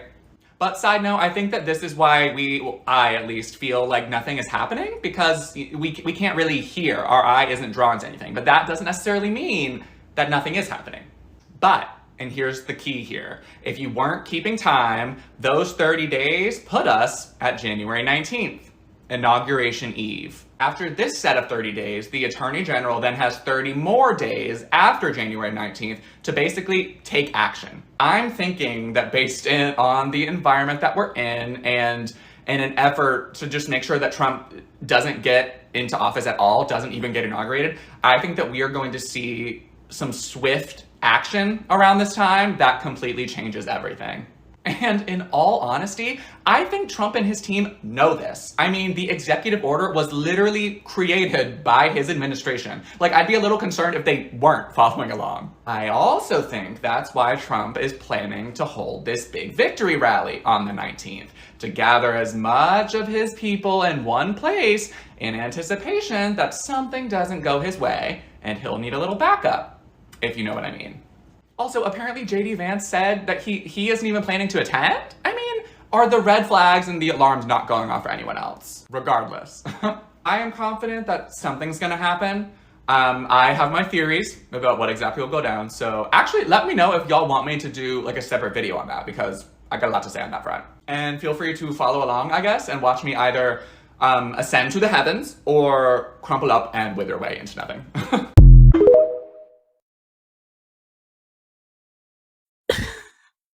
We are so unserious. You've heard about this, right? Red Note, the Chinese version of this app. People are talking about going there if we lose this app. All this talk about national security. Oh, the Chinese might get your information. Okay, screw it. I'll just go give it to them, because screw you. What a middle finger that would be to send to America for them taking away this app. And people are really going there. It's currently trending on the App Store. I don't know why Lemon 8 is trending though, because that will be going away along with this app because it's from the same company, ByteDance. But I'm sorry, how appropriate would it be if we lose this app and we all just migrate over to the Chinese app? I told y'all, you can't silence 181 million people. All we're going to do is find another way to stay in contact with each other. And one of those ways is just finding a new app. Now, I'm that guy that waits a couple of months to buy the new phone or get the new gaming console because I believe the first models are always defective. Same misses here. I'm gonna wait till you guys go test the waters first. Let some people hit some walls, find out some issues so we'll know how to navigate the app. And then if it ends up being cool, screw it. I might join it as well. What a middle finger that is though. I love it. Worth at least looking into. Let me know down below. But in the meantime, find me on YouTube and Blue Sky. Profile, links, Linktree, it's all on there. Man, watch how fast they say yes now. Because I guarantee you, if they knew about this, they would say yes immediately. Because this country will always choose the devil they know over the devil they don't. And I promise you, Red Note might be a devil that they want nothing to do with. So let's see what happens. Okay, 10:40 p.m. Pacific Standard Time, January 12th, 2025. This video is for entertainment purposes only. Tomorrow. Everything starts tomorrow. As much as they have some in the place where they hold peoples, there's still more to go. There's still more to go. So they're gonna keep going all night long. All night long, all night. Until they get like as many as they need to. I imagine, I don't know if they'll be able to get everyone, but they're gonna get as much as they think is good enough. And then tomorrow night, because again, we've been saying it all starts the 13th, the full moon. And Dark Brandon dropped out of the race on a full moon. And we found out in the afternoon that he did that. So it'll be sometime tomorrow afternoon or tomorrow night. Again, martial law means he's gonna wait until most of us are already at home because it's easier. We don't want to be out and about. So that is my thinking. Tomorrow night. Yeah, probably somewhere between like 5 p.m. and 10 p.m. Because it won't, this stuff is like hardly ever after 10 p.m. So I don't know. But yeah, we're all getting the 13th is when we start to find out. So we'll find out tomorrow. I don't know if we find out everything in one day, but I'm getting a good chunk of it is tomorrow. The big reveal is tomorrow, and then like the smaller little stuff is after, like day by day. So, because tomorrow I would imagine they're only going to talk about the main players, and then throughout the week we'll start to learn about everyone else. We're going to learn about every single domino, because they're all falling right now. All those dominoes are falling right now. When we go to bed tonight, more and more of those dominoes will fall. And then in the daytime as well. And then later on at night, breaking news.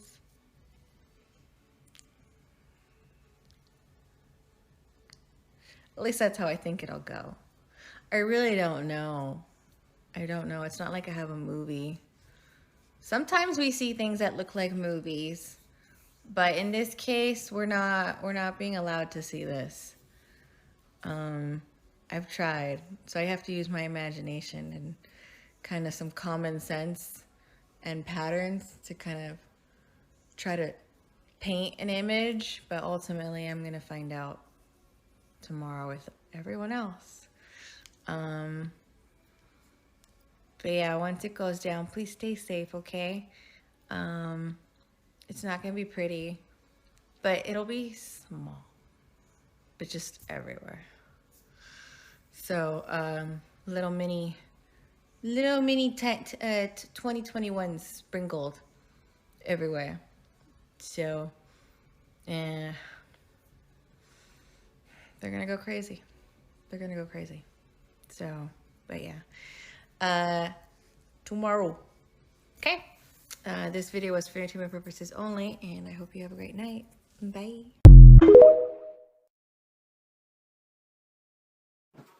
All right, so brace yourselves. This could be a long one. But hey, TikTok's coming to an end, so what the hell?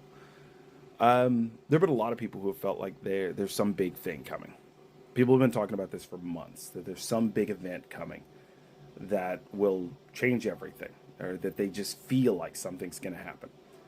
The air doesn't smell right or doesn't feel right. I'm not big on astrology. I don't buy into a lot of that, but I do think that people have a certain level of intuition. And I do think that something is going to happen. Here's what I think is going to happen. The Trump administration and the oligarchy being built within it are going to overreach drastically and underestimate the American people's willingness to put up with them. I include MAGA or MAGA voters in that. I do think that they will reach a point where they start asking questions about why they're not getting the things they were promised. They'll be handed a lot of things to keep them occupied in terms of how the administration will handle LGBTQ rights, just the rights and freedoms of marginalized groups, including women. But in the end, they will still have a lot of questions as to why gas prices and grocery prices are still too high, why they are being asked to cart their children out of their communities to go to charter schools, 2 towns over, something like that. Like, these things will eventually tell on them. But I think the Trump administration and the group that he's building, the oligarchy he's building within, will drastically overreach, and it will light the powder keg that is the American people. I think that's what's going to happen. It may not happen this year, it may not happen next year, but it will happen sometime, I think, during the Trump administration. There will be a key event that leads to this powder keg going off. I need people to stop thinking that all of these people going into his administration are on the same page. Project 2025 is supposed to be the blueprint for them to follow, so that they all get a little bit of what they want out of the administration, but the thing is, no one gets to being a billionaire by being part of a team. These are not team players. These are not people who are used to working within a group in order to accomplish a goal. When they are presented an opportunity to get the upper hand on someone else within the group, they are going to take it, because that's what they've done their entire lives. It's how they got where they are. So they will not work well together. I've said this many times. They will not work well together for very long. Eventually, they will hit a point where once they see an opportunity to take advantage of someone else within the group, they will take it. Whether that be Vivek Ramaswamy, whether it be Donald Trump, whether it be Elon Musk, someone in the group is looking at them and coveting what they have and the power that they might be given. So in their infighting and in their push to increase their individual power, they will not account for the power and the push of other people within the group. So the group itself will overreach drastically. They will not work as a unit in terms of what they will try and do to accomplish the end goal, if that makes sense. They will all be working towards their own ends. And so when the group tries to accomplish one goal and everybody is still pulling in a different direction to help themselves over the group, it will pull the whole thing apart. These are very tentative, loose alliances that they're forming. This idea that they are all pledging $1 million to Donald Trump's inaugural fund as a way of bending the knee to him, I don't think that's accurate. I think what is happening with that is that these people are basically saying, I'm in. Here's $1 million for your inaugural fund. Go, let's all have a party. I'm in for right now. But as they have pledge their $1 million, which is nothing to most of these people, as they pledge that little $1 million to that fund and go have their meeting with Donald Trump, they're walking out of that meeting, out of that room, away from Mar-a-Lago, basically saying, all right, we've got an alliance. How can I manipulate this situation to best empower myself? And as the more that happens, the more of these people get involved, the harder it will be to keep them all in line and all pulling in the same direction, because they're all going to pull apart. And as they're doing this, as they are working for their own selfish ends, they will put such immense amounts of stress on the American people. Think about the potential collapse of public education, the tax situation that they are trying to give themselves in putting all of the taxes on the rest of us while giving themselves massive tax breaks. Think about the deregulation of business that we could potentially see. The erosion, the complete erosion of workers' rights, healthcare rights, like also that they can give themselves more. And as that happens, and they're planning on doing this incredibly quickly, and that's part of the problem as well. As that happens, the American populace will become incredibly stressed and angry. And I think that will be the powder keg that the Trump administration is not fully prepared to deal with. And that is the big event that all of us feel is coming deep down in our gut.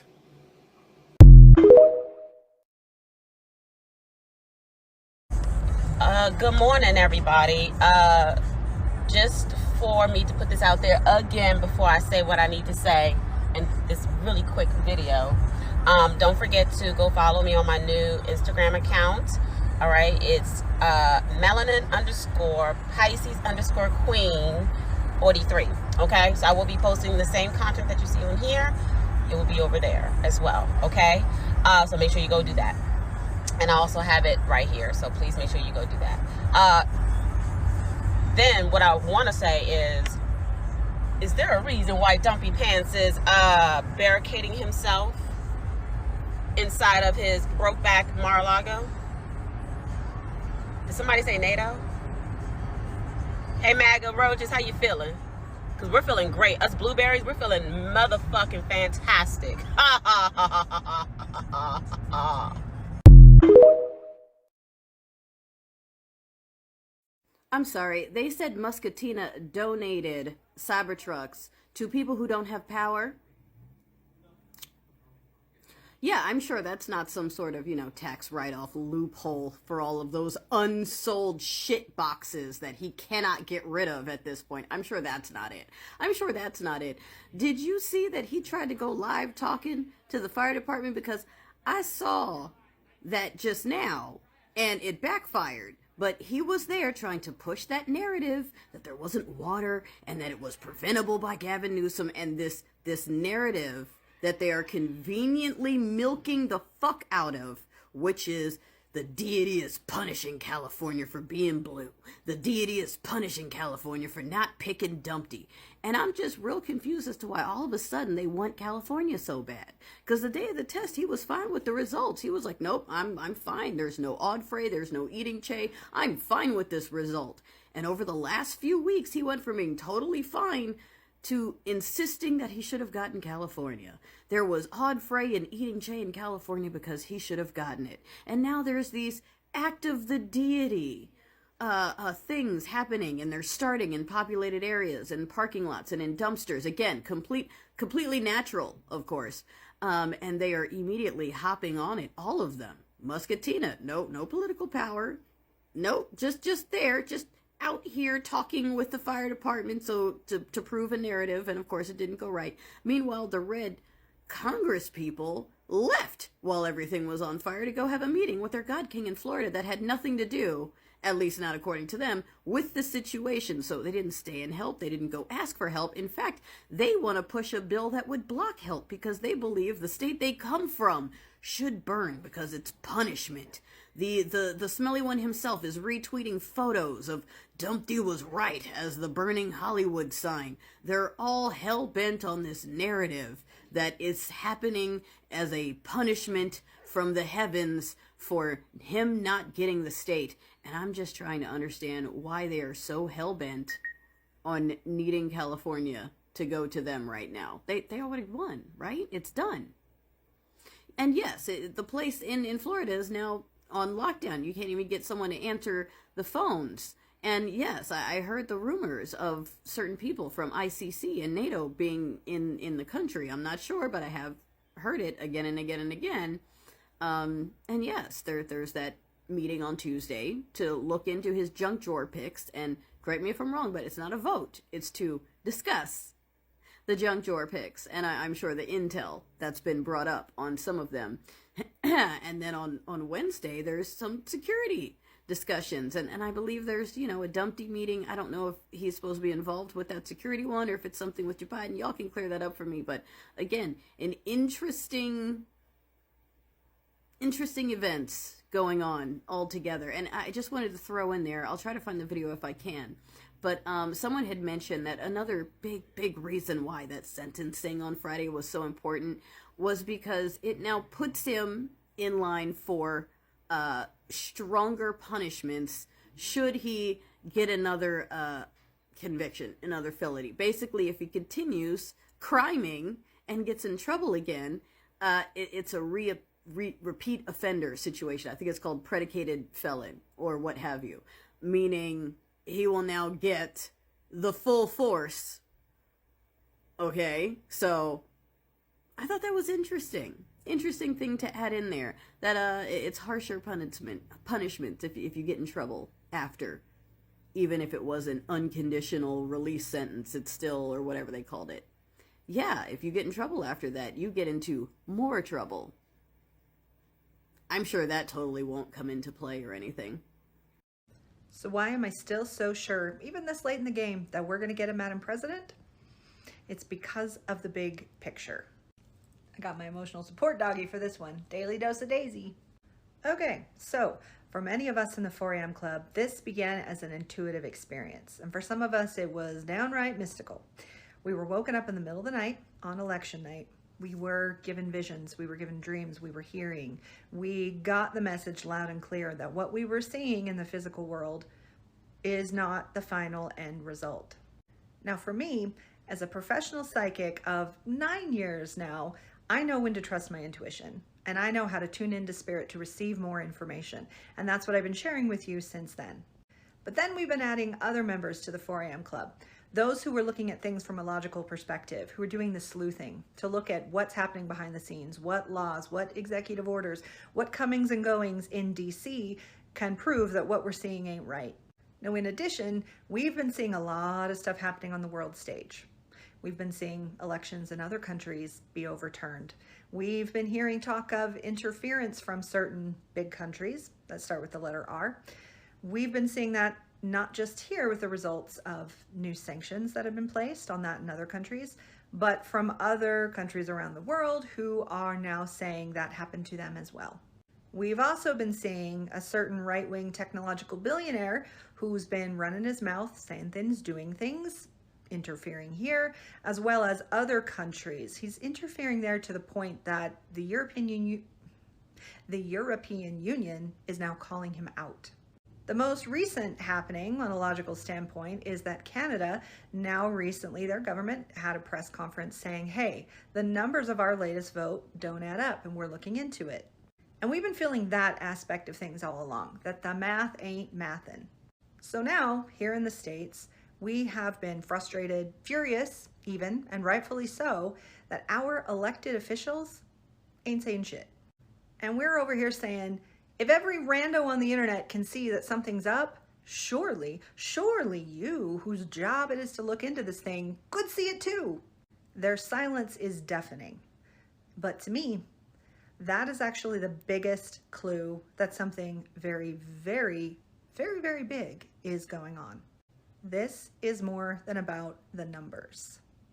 This is more than this election and these players here on America's main stage. What's happening here is happening all over the world. This is part of a worldwide effort to install leaders who would be part of, let's say, one country's evil plan to rule the world. This has been in place for many decades, and there are many, many attempts at many levels to destabilize America, to install leaders in this and other countries. And when you have something of this magnitude and this level of severity, and this is very serious, very dangerous, you do not hold press conferences, you do not talk about it, you do not openly show your hand. Everything is done with the utmost secrecy and delicacy. Yes, we have legal moves, we have laws, we have constitutional laws here in this country that dictate how things need to unfold. But again, this is bigger than that. This is about dismantling something that has worldwide implications and doing so as not to alert your enemy that you're doing it. That's why I've been saying since day one, this is bigger than this race, and it takes as long as it takes. And I know people are out here saying, well, once he's inaugurated, that's the end. And maybe I'm wrong, but I don't see it that way. I don't see it that, oh, well, he's inaugurated, I guess it's too late. I guess we'll just let him finish his 4 years. No, because this isn't just about that orange guy who we all love to hate, of course. This is about who has been propping him up and what has been done to get to this point. And when you have an infection like that, that goes as deep as it goes, this is not a one and done, overnight, swift situation. This is an incredibly delicate operation that's going to take as long as it takes to eradicate all levels of this, and do so with the safety of all the world's citizens at heart. Because when this thing is revealed, it could get ugly for a while. It could get a little scary, could get very, very messy. But myself and other psychics and intuitives in the 4am Club, we're not seeing the worst case scenario unfolding. We're not seeing that 3-letter word that begins with W. And that is why things are being handled delicately and slowly. Now, behind the scenes, they may be happening at a rapid rate, But things are not going to be revealed to the public until it is safe to do so, until as many moves are finalized as can be, until it is absolutely necessary to reveal to the public certain aspects of what's going on.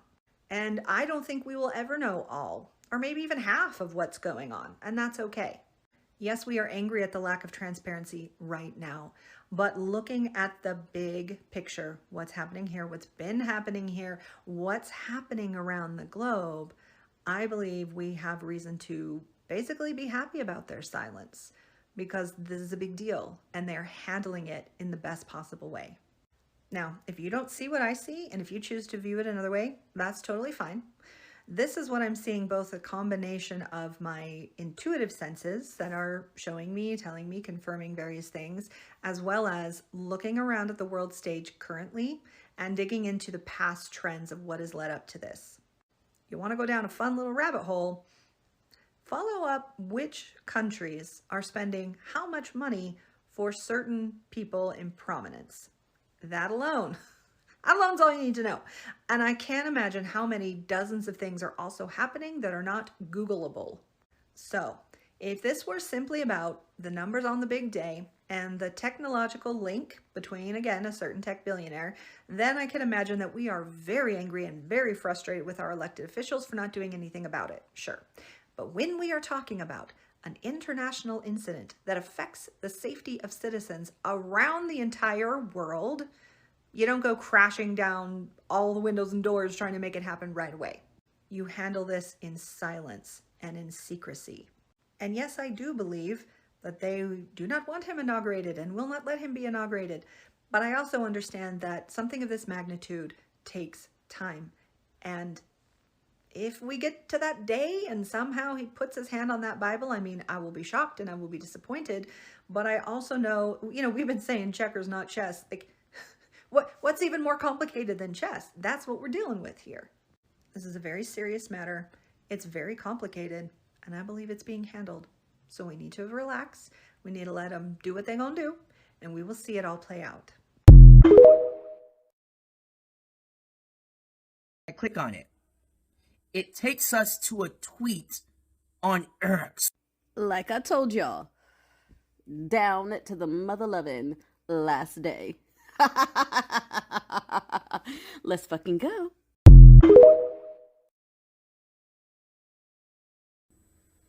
Okay, I know we're way past VP Harris Easter eggs and these emails. Some of you have thrown up your hands and said no one's coming to save us, and you might absolutely be right. But we need to talk about this new email and the massive Easter egg inside of it. So here's what we're gonna do. I am gonna pull up the email for you. We're gonna go to my Yahoo, and here's the email.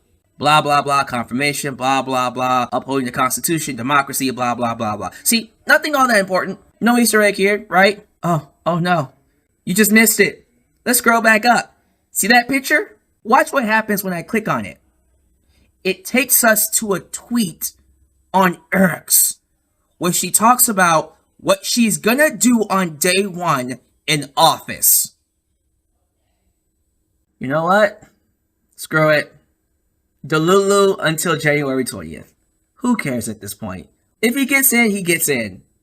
But Jesus Christ, how are we supposed to know about this Easter egg? There's nothing about this email that says click this picture to go to this link. You would literally have to accidentally click on it to know that it's a link. Or maybe she just does this and I'm going crazy. Whatever. Might as well ride the Delulu train all the way to the 20th.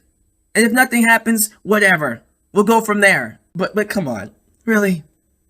She's doing this on purpose. Something better be coming. I swear to God. I'm on YouTube. I'm on Blue Sky in case something happens. Links are on my profile. Linktree. You'll find the links there. Stay hopeful.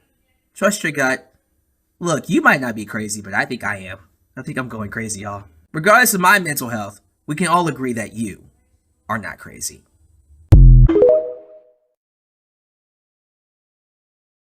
So, did you all see that Jake Sullivan clip? It was from the end of a press conference where he talked about this being his last press conference unless something crazy happens. His exact wording was, it is totally possible that he could come back within the next 7 days before the new regime gets sworn in. Now, why would he need to come back? What could possibly happen within this next week to make him want to come back? Look, if you don't believe me, go watch the clip yourself. And quite frankly, at this point, I'm already deep in Delulu. I might as well stay here. If nothing happens, I am perfectly fine with that. I will move on like the rest of you. Once again, if this app goes away, you can find me on YouTube and Blue Sky. The links are on my profile. Click links, go to Linktree, and you'll find Raw Cognizance on every platform that I mentioned. So yeah, stay hopeful, trust your gut, and let's hope something happens this week. Regardless, whatever happens, you are not crazy. Great news, guys. We got the update to whether or not the CIA is going to help Trump, the spy killer. For those who don't remember, Trump went on a very interesting rant on Truth Social, asking the CIA, of all people, to interfere in U.S. politics. Yes, the CIA, who specifically deals with other countries' politics. So nobody tries to fight me. They are specifically for other countries so that the United States can protect its national security. So in case you didn't see my original post, I'll pause and move so you can read. They are incompetent and corrupt, having spent all their waking hours unlawfully attacking their political opponent, me, rather than focusing on protecting Americans from the outside and inside violent scum that has infiltrated all aspects of our government and our nation itself. Here's where he calls on the CIA. The CIA must get involved now before it is too late. The USA is breaking down. A violent erosion of safety, national security, and democracy is taking place all across our nation. Only strength and powerful leadership will stop it. See you on January 20th. Make America great again. Now, if you follow me, you'll know that I made a video talking about, like, one of the only things that's kept giving me hope throughout this whole months and months of, like, suffering is the fact that Trump is, like, so unhinged and keeps telling on himself. Like, why would he ever post this if he was doing A-okay? You know what I mean? And now we have our answer. Mike Flynn, a retired United States Army Lieutenant General and Trump's national security advisor for 22 days before he was caught having secret communications with the Russian ambassador. But let's not talk about that. That's not relevant, right? He lets us know the CIA does not care for Trump. Breaking, the CIA's continued war on Donald Trump. And look at that date. Is that today? Mike, are you scared? What happened? What changed? Mike. Thank God. Oh my gosh, I've gotten some wrinkles. Not that you can see them, but I can see them. I've gotten some wrinkles. I'm surprised I haven't got any gray hairs. I've been having health problems because of how stressed I've been. But please come through. Everybody in real life thinks I'm a conspiracy theorist. Please come through, CIA, please. Well, it's out. Agent Smith just released his report on what happened on January 6, 2021. Now, the report is 174 pages long. It's quite a read. If it's too much of a read, listen, just download the PDF file, upload it to ChatGPT. It will summarize everything for you. But essentially, based off of what I've read so far, because it's a huge read, I have the summary, but also I'm going through it really and reading in the details because it's a lot. Let's just put it to rest right now. The liar is a liar, and the cheater is a cheater. And this proved it. He had him. He had him dead to rights. Agent Smith had DJT on four charges, massive charges, and he had substantial evidence to back up all of them. Based off of what I'm reading so far, it's airtight. If he had gone through with this report, it would have been game over. And honestly, reading it right now makes me angry that he is going to be in office next week. If any of the millionaires and billionaires in suits do care about this country and our democracy, they better not let him touch office. I don't care about decorum. He broke all the rules to win. So throw out the book. The evidence is right here. And it's airtight. Well, a majority of the people picked him. he shouldn't have even been an option. That's what people don't understand. He shouldn't even be an option for people to pick. He's a criminal. He is not a good dude. And he clearly ran to avoid going to jail. So once again, it is up to the people in power to do something about this. Because now it's public. And if you let him touch office next Monday, you will be complicit in allowing a criminal to run our country. Period. End of story. Now, if I see anything else about the report, I'll talk about it tomorrow. It's late right now. But if you're reading it or you've read it and you're seeing things that you would like to address, leave it down below in the comments. We should not be here. This man should be gone. And I am disappointed that no one moved quickly enough to make sure he was gone. Something better be done. Yeah, so I had to run away real quick because I needed to give you this update. This update because you need this substantial hope. Not the substantial hope because it's beyond hope. It is validation. It is affirmation that something must be done, all right? Now, sure, this report is a lot of pages. I still haven't gone through it, but I needed to go to a specific section that calmed my anxiety, and this is what this is about. Because remember, if there's evidence, it doesn't necessitate that there will be an outcome that is to our favor. The answer is, what is the legal conclusion of all of the evidence, right? And we get that here. We get that validation here. Woo! It is page, I don't know what that page number is, but it will show up in the video, I'm sure. Let's go! The department's view that the Constitution prohibits the continued indictment and prosecution of a president is categorical and does not turn on the gravity of the crimes charged, the strength of the government's proof, or the merits of the prosecution, which the office stands fully behind. Indeed, but for Mr. Trump's election and imminent return to the presidency, hold on that, the office assessed that the admissible evidence was sufficient to obtain and sustain a conviction at trial. That tells us three things. You ready? First one, had he not been voted in as president, at trial, former President Donald J. Trump would have been convicted for trying to interfere in the election. What does that tell us? That tells us that the Senate, even though they convicted but couldn't find the threshold, it means that senators who refused to vote for an indictment did so out of political loyalty to Donald Trump, not to the Constitution, therefore violating their own oath to uphold and defend the Constitution. This means that he should have been impeached on his trial in regards to the election interference, in regards to the insurrection. Upon this reality, the video that I will attach to this description in regards to the force of Section 3, Amendment 14 comes into play. Please watch that because I don't got time to be going through that because this is a really quick recap so that you know. Second, it tells us that what I've been positioning to you all, that upon his inauguration on January 20, the social contract collapses because the supreme law is subverted by someone who tried to usurp it, is true. And therefore, the next phase that I've been talking about is also true. You know why? Because wherever law ends, tyranny begins. And what this report is telling us is that the Senate failed to uphold the law. Congress upheld to do their part in making sure that someone who has evidence that is significant in regards to their partaking in an insurrection, whether that's comforting or actually invoking, failed us, and the courts have failed us, and through the leveraging of ambiguity of the Constitution, striking down decisions of the state in order to make sure that it's as politicized and as confusing as possible so that Trump could have an opportunity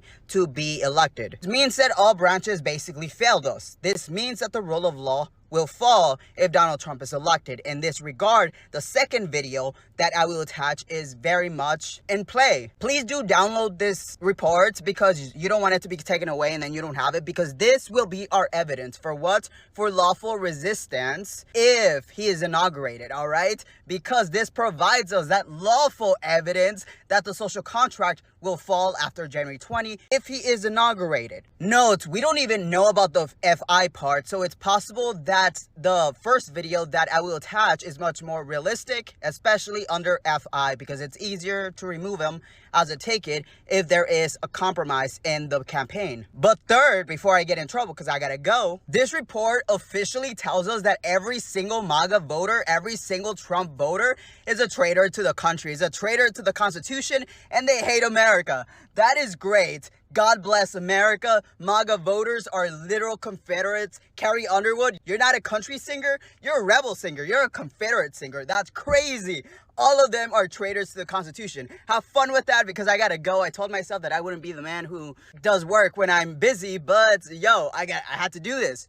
Yeah, keep the hope. Keep the hope because this report validates us, because this conclusion tells us that he is not legitimate in regards to being the next president. It means that it must be dissolved. Check out the first video for that.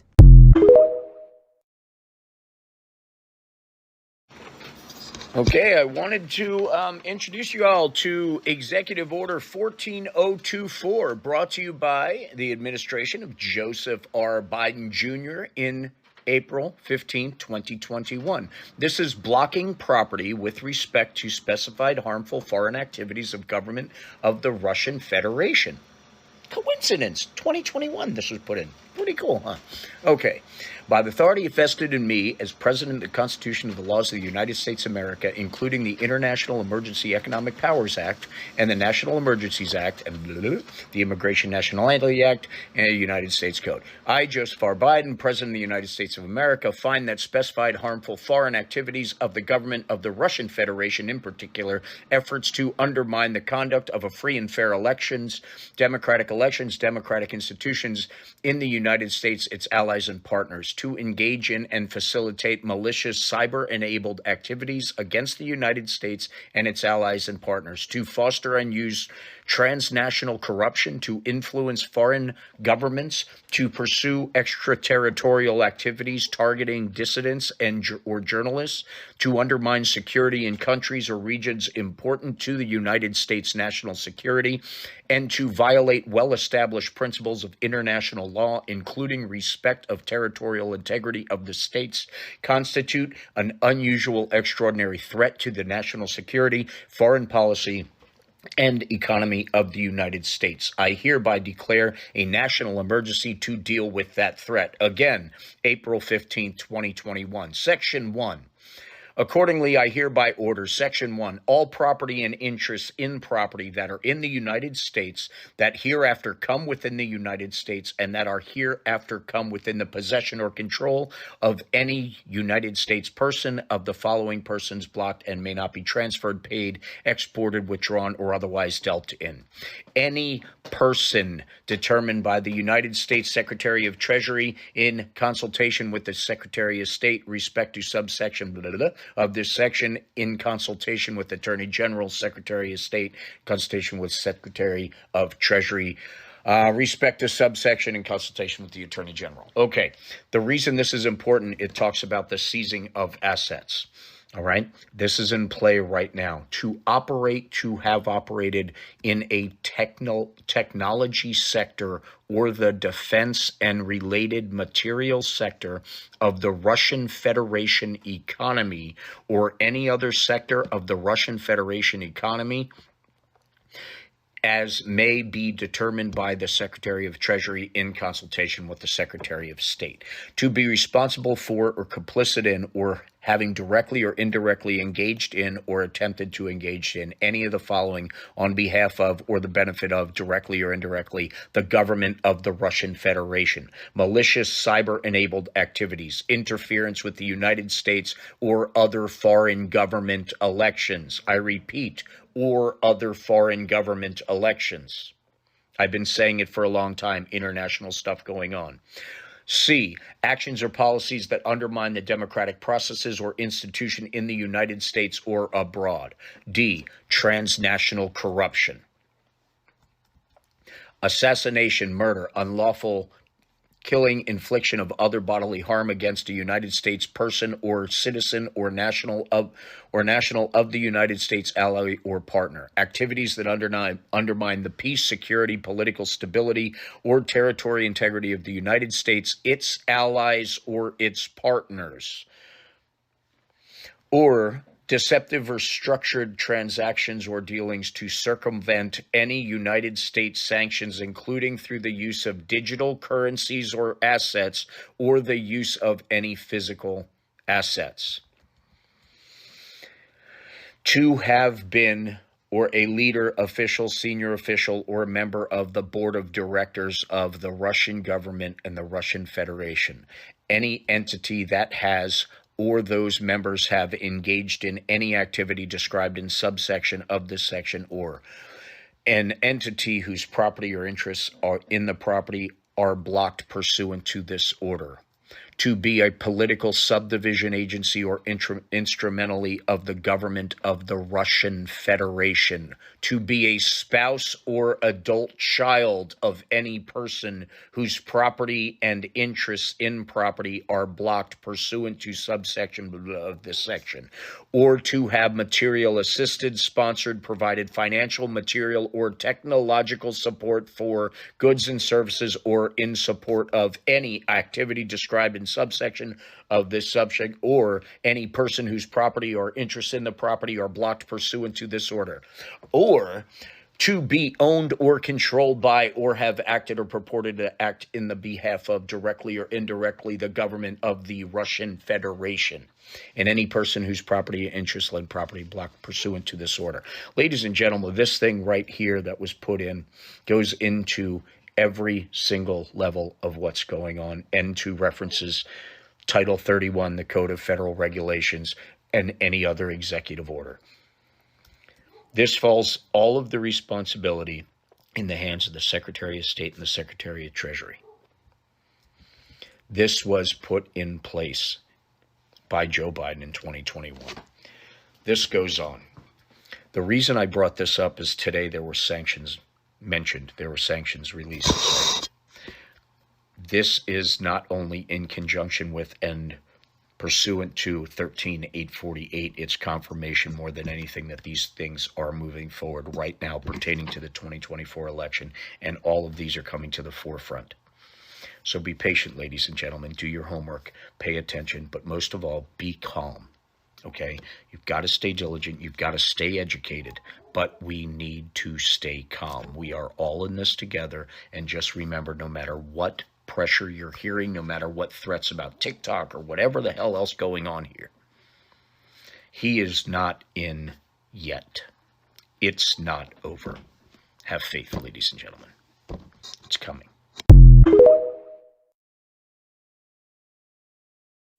Okay, so, yes, the Jack Smith report was handed over to the DOJ. Attorney General has it, waiting for them to release it. Waiting for them to release it. Give it to us. And yes, I've heard the rumors about international, potentially NATO folks possibly being around. I haven't seen confirmation yet, but the buzz is a-buzzing on that, so do with that what you will. Now, that little letter that I shared in the post before this, it's interesting, right? Because in the comments, some of you went, oh, this makes me uncomfortable that they're saying that they did this in European countries like Germany. And I'm going, why is that making you uncomfortable, darling? Read that again and then say what you said out loud. Do you remember which countries said that they have proof of first boyfriend doing that? It's the countries that this alleged former employee mentioned in their open letter. Again, just so many coincidences that I'm totally sure are not tied to each other at all, even though they just happen to be corroborating testimonies. And for the folks who are like, I wonder if Miss Ma'am has this information, doll, like international governments have this information, okay? This is why some of us are feeling pretty good, while some of y'all are like, oh, what's happening? We're like, do you not see it? Do you not see it? Like, there is so much that even they know it, okay? Why are they on lockdown? They're just a few days away from their big party, their big celebration, their solid victory. Why are they on lockdown? Why is he still toilet twatting? Why is he mad at Jack Smith? And why? You won. It's clinched. It's solid. Nothing can get in your way. So what's with all the rants and precautions? And yes, I did see the Venezuela headline, which again, interesting. We keep telling you guys, pay attention to these international things and these side stories because you're missing the hints, right? There's a bounty out for that guy because very similar situation. Ruski meddling about with the testing. The Ruski back candidate gets in there. proof comes out, people went and did hand regrading secretly. And it came out to verify what the people were saying and suspected. And now we're looking for the dude who used help. And for folks who see that and go, oh, okay, but what? Nothing's gonna happen here. Like you're not seeing it. You're still not seeing the net. It's literally, you think all these other countries are doing it and we're just like completely chilling? Okay. And then, you know, they're just these pieces, these enemy within pieces that I'm sure we're going to see how they fit together. But, you know, these act of God farce that occurred in high-end residential areas and dumpsters and parking lots, because that's where acts of God happen, combined with that Tustin theft, you know, the military vehicles and what have you. You know, when they do things, it's always sloppy. Like, they try to do these organized things, but they're sloppy with it every single time. Like, it's so obvious every single time. So I don't know how it all ties together with the legislators being over there and now them hiding on lockdown. All I know is they seem to be afraid of something. And for folks who have this in the bag and are a very short while away from finishing that, crossing the finish line, it's very interesting to me that they are really, really freaked out by some stuff and don't seem to be anywhere near as confident as the bots on these platforms are about them getting in. It's funny that the bots are more confident about it than they are.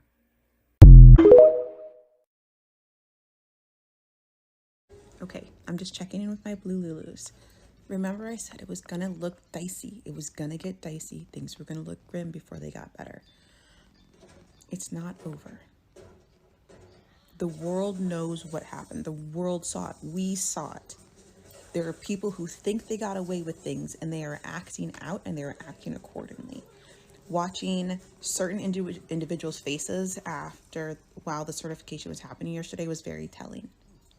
Watching the very end when they talked about the continuing resolutions and both sides talking about like not allowing it to be read out is very telling. There's more that is happening, and this is so much bigger than us here in our country. This is a world problem, and the world has come together to acknowledge that problem and call it out. So I don't have dread. I don't have heartache. I don't even know how to explain that. It just feels like, okay, on to the next thing. No matter what, as this unfolds, we have to collectively decide that the world that we want to live in, the world that we want to build for ourselves, is one, still worth building, and two, that no matter what, we're going to build it, even when it looks and feels impossible. Because there are things in our life right now, the phone that we are holding in our hands to watch this video was at one point impossible. Nothing is impossible, even when it looks grim.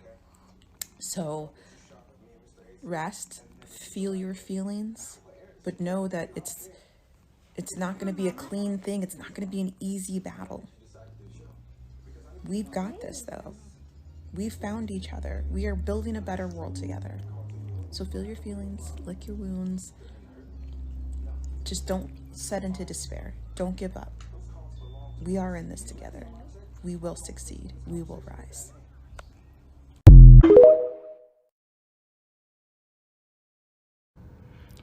The trap was set. The bait was taken.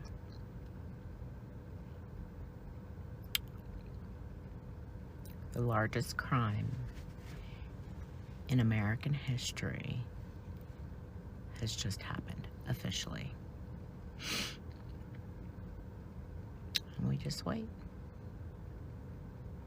I'm holding that faith. It's very unsettling, I'm not gonna lie, but I'm holding the faith.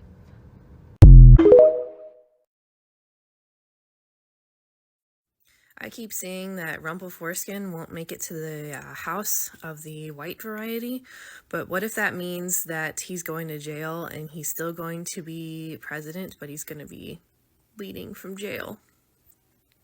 What do you guys think? Could that be possible?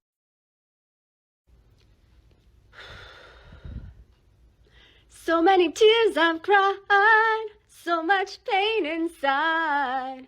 Baby, it ain't over till it's over. I need you to take a look at me. It ain't over till it's over. Trust me on this.